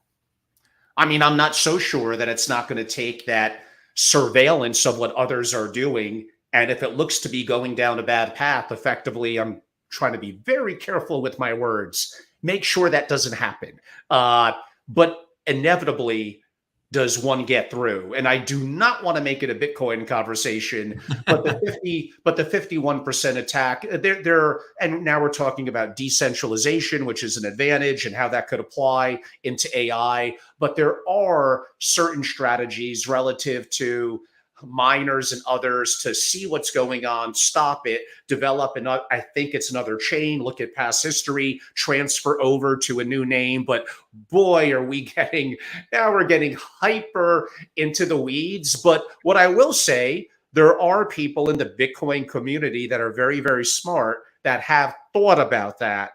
And I'm not saying the solution would be perfect, but there is a kind of a solution if something like that were to happen. And maybe that will transpose its way into even from the AI and super intelligence. As we take it to the home stretch, and I'm going to ask Craig in terms of what he's doing now and how many of you could learn more. I hope you're enjoying this conversation. For those of you in the family office community, it's probably more long form, a little intense than maybe you expected, but hopefully you're enjoying it. I know the things that I'm talking about are somewhat uncomfortable. And I gave examples earlier where the industry just wants to have their head in their sand and not really understand what's going on. That is the wrong approach from a variety of different perspectives. If you enjoy the intellectual aspect of the conversation, ignore my all black outfit. like one of you commented, like, Angelo, you're wearing like lately all black or all gray. Like it's a bit of a coincidence, but if you're really liking it, maybe I'll start to do it more. It's more convenient, a little bit like Steve Jobs doing the black turtleneck. I simplify my wardrobe so I don't have to waste brain power thinking about it every day. Boy, the things that people think about. But if you're enjoying the deeper level of conversation, and again, it's not about being liked, it's not about whether you agree with me. I've been saying over and over, the industry is behind the times. It's very boring. It's very vanilla. No one is challenging status quo. There's not enough future forward thinking, which again, I might be wrong on certain things. I'm not denying that. I would argue I'm not really. It's just a timeline issue. But go to angelorobles.com, learn more, become a member of my SFO continuity, be part of the inner sanctum and circle that gets opportunities for the private access to people like Craig, me, peers, and others to think through these systemic risk and challenges. I'm doing a huge project in the coming months on counterparty risk, which is scary from a family office perspective. And cybersecurity and some of the AI issues we're talking about now somewhat interplay with that. So again, I'm trying to be ahead of the curve. I'm doing things I don't think others are doing. Sometimes I break shit when I do that. But if you want to be a part of this, if you're seeing value in it, it's very easy. The free stuff is just the free stuff. The real deep stuff, you got to go to angelorobles.com and join and be a member. Craig, I'm going to give it to you. Talk a little bit about your initiatives, what you're doing, and how people or perhaps larger companies or entities could learn more relative to super intelligence, safeguards, and other things that you're working on. Sure. No, I appreciate that.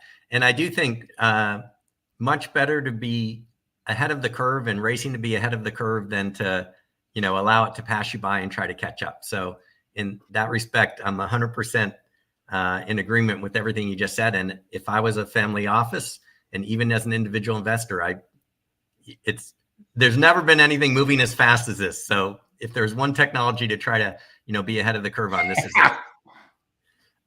In terms of super intelligence, I'm going to try to explain at a high level two approaches: the current dominant approach and a new approach that is democratic and safer. So the current approach to superintelligence is to take the same thing that we do to build a large language model and do more of it. So the amazing thing that people have realized, and the reason that companies like Meta and NVIDIA and so forth are doing so well, is that the science shows if you take a bunch of GPUs and a bunch of data. You train a large language model using the GPUs, which NVIDIA makes, using the data. You get intelligence, some level of intelligence out the other end. And the more GPUs you have and the more data you have, the smarter that large language model that comes out the other end becomes. And they measure this in terms of, billions of parameters. Think of it as a brain cell. So there's 500 billion parameter models that have like 500 billion brain cells. But now there's becoming trillion parameter models, and then there's going to be 10 trillion parameter models. And to get more brain cells into your large language model, you need more data and you need more GPUs. And that means you build bigger data centers and faster GPUs and more of them. And you find more and more data and you try to get the best quality data you can. We talked about how Elon Musk is doing that on some of his companies, and you just train it up. And the standard thinking is, if we keep doing this and it keeps progressing as it is, and it's almost a straight line on a log, it's a log function, but so it's not like you get a linear increase in intelligence, but you have to put in sort of exponentially more GPUs and power. But the thinking is, if we just keep doing this, super intelligence will emerge. There will be a day when we have AGI, which might be pretty soon. And by 2029, if you're Ray Kurzweil or something like that, just follow that line out and you will have super intelligence where the AI is smarter than any human or any combination of humans. So that's one approach to super intelligence. But it's not particularly safe, which is my main beef with it. The problem with it is that the large language models we have right now are already opaque. They're black boxes and they're unpredictable. Because we don't know exactly what the large language model is learning or how it's representing its knowledge, it's impossible to predict how it will behave. So it's kind of like building a car that you're letting it self-assemble and you don't know if it's going to have brakes or if it's going to be safe or whatever. It's a crazy way. From an engineering point of view, you would never design anything like that. You would always have a design that you knew was going to be safe and then you would test it. But that's not what we do because people don't know how to design it another way. This is the easy way. Just throw more GPUs, more data, and it'll be smarter, but we won't know what it will do. So then how do they deal with that? After the fact, they try to test safety in. Before they release it to the public, they ask it all kinds of questions. How do I design a nuclear bomb or a bioweapon? And if the thing tells you how to do it, you say, bad model, don't tell people that. You're not allowed to, and it says, oh, okay, now I learned that. I won't tell people that. And it's like whack-a-mole. You try to think of all the bad things you can ask the AI, and each time it accidentally tells you a bad thing, you whack it.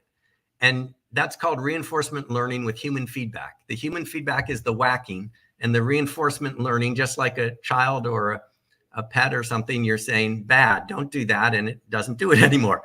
So it's a really bad way to try to get AI safety, but that's what people are doing. And then the other thing you do is guardrails. You say, well, just don't answer any question that sort of crosses this line. And you try to draw these lines for not to answer questions. So you really haven't designed the system to be safe. You really don't know how the system works. It's not trustworthy. It can make things up. You just know it's getting smarter and smarter and more unpredictable as it goes. And that's the current path that most people are on to get to super intelligence. So now here's a different way. A different way is to say, we are going to have a lot of large language models, a lot of AI agents, each of which is not that smart on its own. They're just the ones that exist today. And we're going to have them work together in a network. And it's not the individual large language model that's super intelligent and 1,000 times smarter than me or Angelo. It's the collection of them. It's an aggregate. The collective intelligence is smarter than any individual. And this is safer. Why is it safer? Because even though we don't know how each individual agent may act, we can see when they work together in a group, if you gave them a certain architecture to communicate with each other, we can see the messages they send to each other. We can see what each one says. Just like in a society, Angelo doesn't have to look into my brain to know what I'm thinking. Is Craig a good person? Is he having bad thoughts? It doesn't really matter. I can think what I think. What matters is what I do in society, and there's rules and there's laws. And if I start doing bad things, it's apparent, it's observable.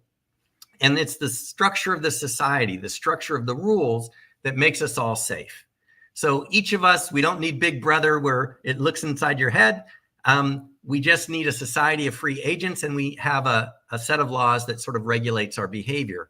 And by the way, we could write down everything that everybody does, and we could audit it and see if there were unsafe things going on and that sort of thing. Same with AIs. If you have the AI agents, if your approach to building superintelligence is to have a group, and if everything the individual within the group does is transparent and auditable, even if they're individually black boxes, together they are not a black box. All of a sudden you can design the rules and so forth to make the collection much more safe and predictable, and you can get that higher level of intelligence much more cost effectively than the other approach. So this is basically what I've been working at, 1,800 plus pages of patents describing these designs. They are freely available, and papers. And really what I'm trying to do is put out a design, which may or may not be the best. It's one that 40 years in the field, that is a good start. But I'm also trying to just really communicate the importance of designing the system to be safe. You have to design it to be safe. Even if it's not my design, if it's somebody else's design, we need a lot of energy, just like Jeff Hinton's saying,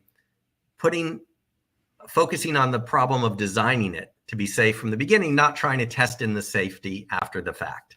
And I think if we do that, and in particular, if you adopt some version of what I'm advocating, which is very democratic, because each of those AI agents, one of them could be trained by Angelo and have his ethics and values. One of them could be trained by me and have my ethics and values. When I say trained by us, in the future, it'll be pressing a button, and all of our social media profiles and every video we've ever done and everything we've ever written will be used, and it will customize that agent to reflect our own knowledge and our own value system. And if we do that with not just one or two people, but millions of people, you can have a very large community that reflects a diverse and representative set of human values and expertise, with every agent's behavior being transparent. And that is an example of a much safer approach. And that's why it connects with the Bitcoin and 51% attack and so forth, because some of those actors will be bad. But if the majority of them on the network aren't, they can serve as checks and balances on the bad actors. So it's a little bit of a complicated idea, but that's the high level. And if you want to learn more about it, SuperIntelligence.com is the website that I have that has more information and videos, and some of the interviews that Angelo and I have done together. Actually, it points back to Angelo's site, I think. And I really appreciate the opportunity to try to communicate and get this word out here. Very cool. And wow, look, I forgot about that. Craig is the owner of that great URL. So what, superintelligence.com? Yes, it's back in 2006. So we've been working on this a long time. You sure have. And yeah, this was a real short one with me and Craig today, only 2 hours and 12 minutes. It didn't break our personal record, probably falls into about number 3. And I would say look forward to having you back in a year, but in the world of AI, probably having you back in January or February, or as developments happen like that, who knows? And again, privately for my members on maybe more of an investment angle, probably in November. But I hope all of you enjoyed this. Again, go to @FamilyOffice, my YouTube, which is my more comprehensive, but some unique content on @FamilyOffice TV, both of them. Why not? And look at some of my old interviews with Craig and others that I have if you're newer to my platform. I hope you all had a chance to enjoy this. It was great to have quote unquote Craig back. It's been too long, 3 or 4 months. And I hope you enjoyed it for all the reasons that I mentioned earlier, and the value of, forget my questions, but the answers and thoughts of Craig, and that provides us to think. We may have disagreements. I'm probably a little bit more on the negative side, but I want to be positive. And I think, and I'm getting a little deep now on the philosophical front and other things we spoke about, but having children, hopefully soon grandchildren, I have skin in the game. I care. These are things that concern me, and I still believe as a society and as humans, there's so much more that we could do. And our ancestors, 250,000 years of being Homo sapiens, as we believe, and that opportunity moving forward and all that we've overcome. Remember what I said earlier about really, especially only a couple of hundred years ago, how really harsh life was. Very, very harsh. So yes, I could paint a positive picture, and I want to be a positive impact, a force moving forward, and not always be Mr. gloomy and so negative. I want to put a little more of a smile on my face, Craig. How about that? And look at the optimistic side of things. And again, because I do have skin in the game, this matters to me. So for those of you out there, whether a family and an entrepreneur, family of wealth, an MFO, and again, I was a little hard maybe on legal accounting, MFOs, and funds. I just want you to be aware. There are things you need to be familiar with. There are absolutely in the shorter term ways that you could incorporate this and do amazing things, but many of you aren't. If you go to angelorobles.com and reach out to me, hopefully I can help. And absolutely for families of wealth and single family offices, this is a really, a little scary, but a fascinating and intriguing time. So I hope you enjoy some of the unique content that I bring to the table, both digitally and from my members in person. Follow me on my platforms, as I noted, including LinkedIn and X. I'm not quite as active on X, but I'm looking to be more active on there. And again, go to my website, simply my name, angelorobles.com, and especially look into membership and programming and things that I do at my SFO continuity. There is more and more content, including a pretty prominent white paper that you'll notice on my homepage if you scroll down, or I'll go to my membership page. There's a link to it as well. I shared it with members about a week ago. I decided to open it up more to the public. It really is an inside glimpse to family offices in ways that you haven't seen and heard before. Some of it goes into AI. I don't go too deeply into that. Another white paper I did 2 or 3 months ago was deeper into superintelligence and some of the challenges. So hopefully by going to angelorobles.com, checking out the white paper, you'll find it, or just DM or email me and I'll send you a direct link. I decided to open that up more than just my members. I hope you all enjoy it. And it gives you a little bit of a glimpse relative to how I think excellence could be achieved, really not just in the single family office. I think what I wrote applies to others, including the MFO and even funds, legal, and accounting to a degree. So why don't you read it? It's free, and make your own decision and hopefully your own journey to excellence in terms of what you're doing.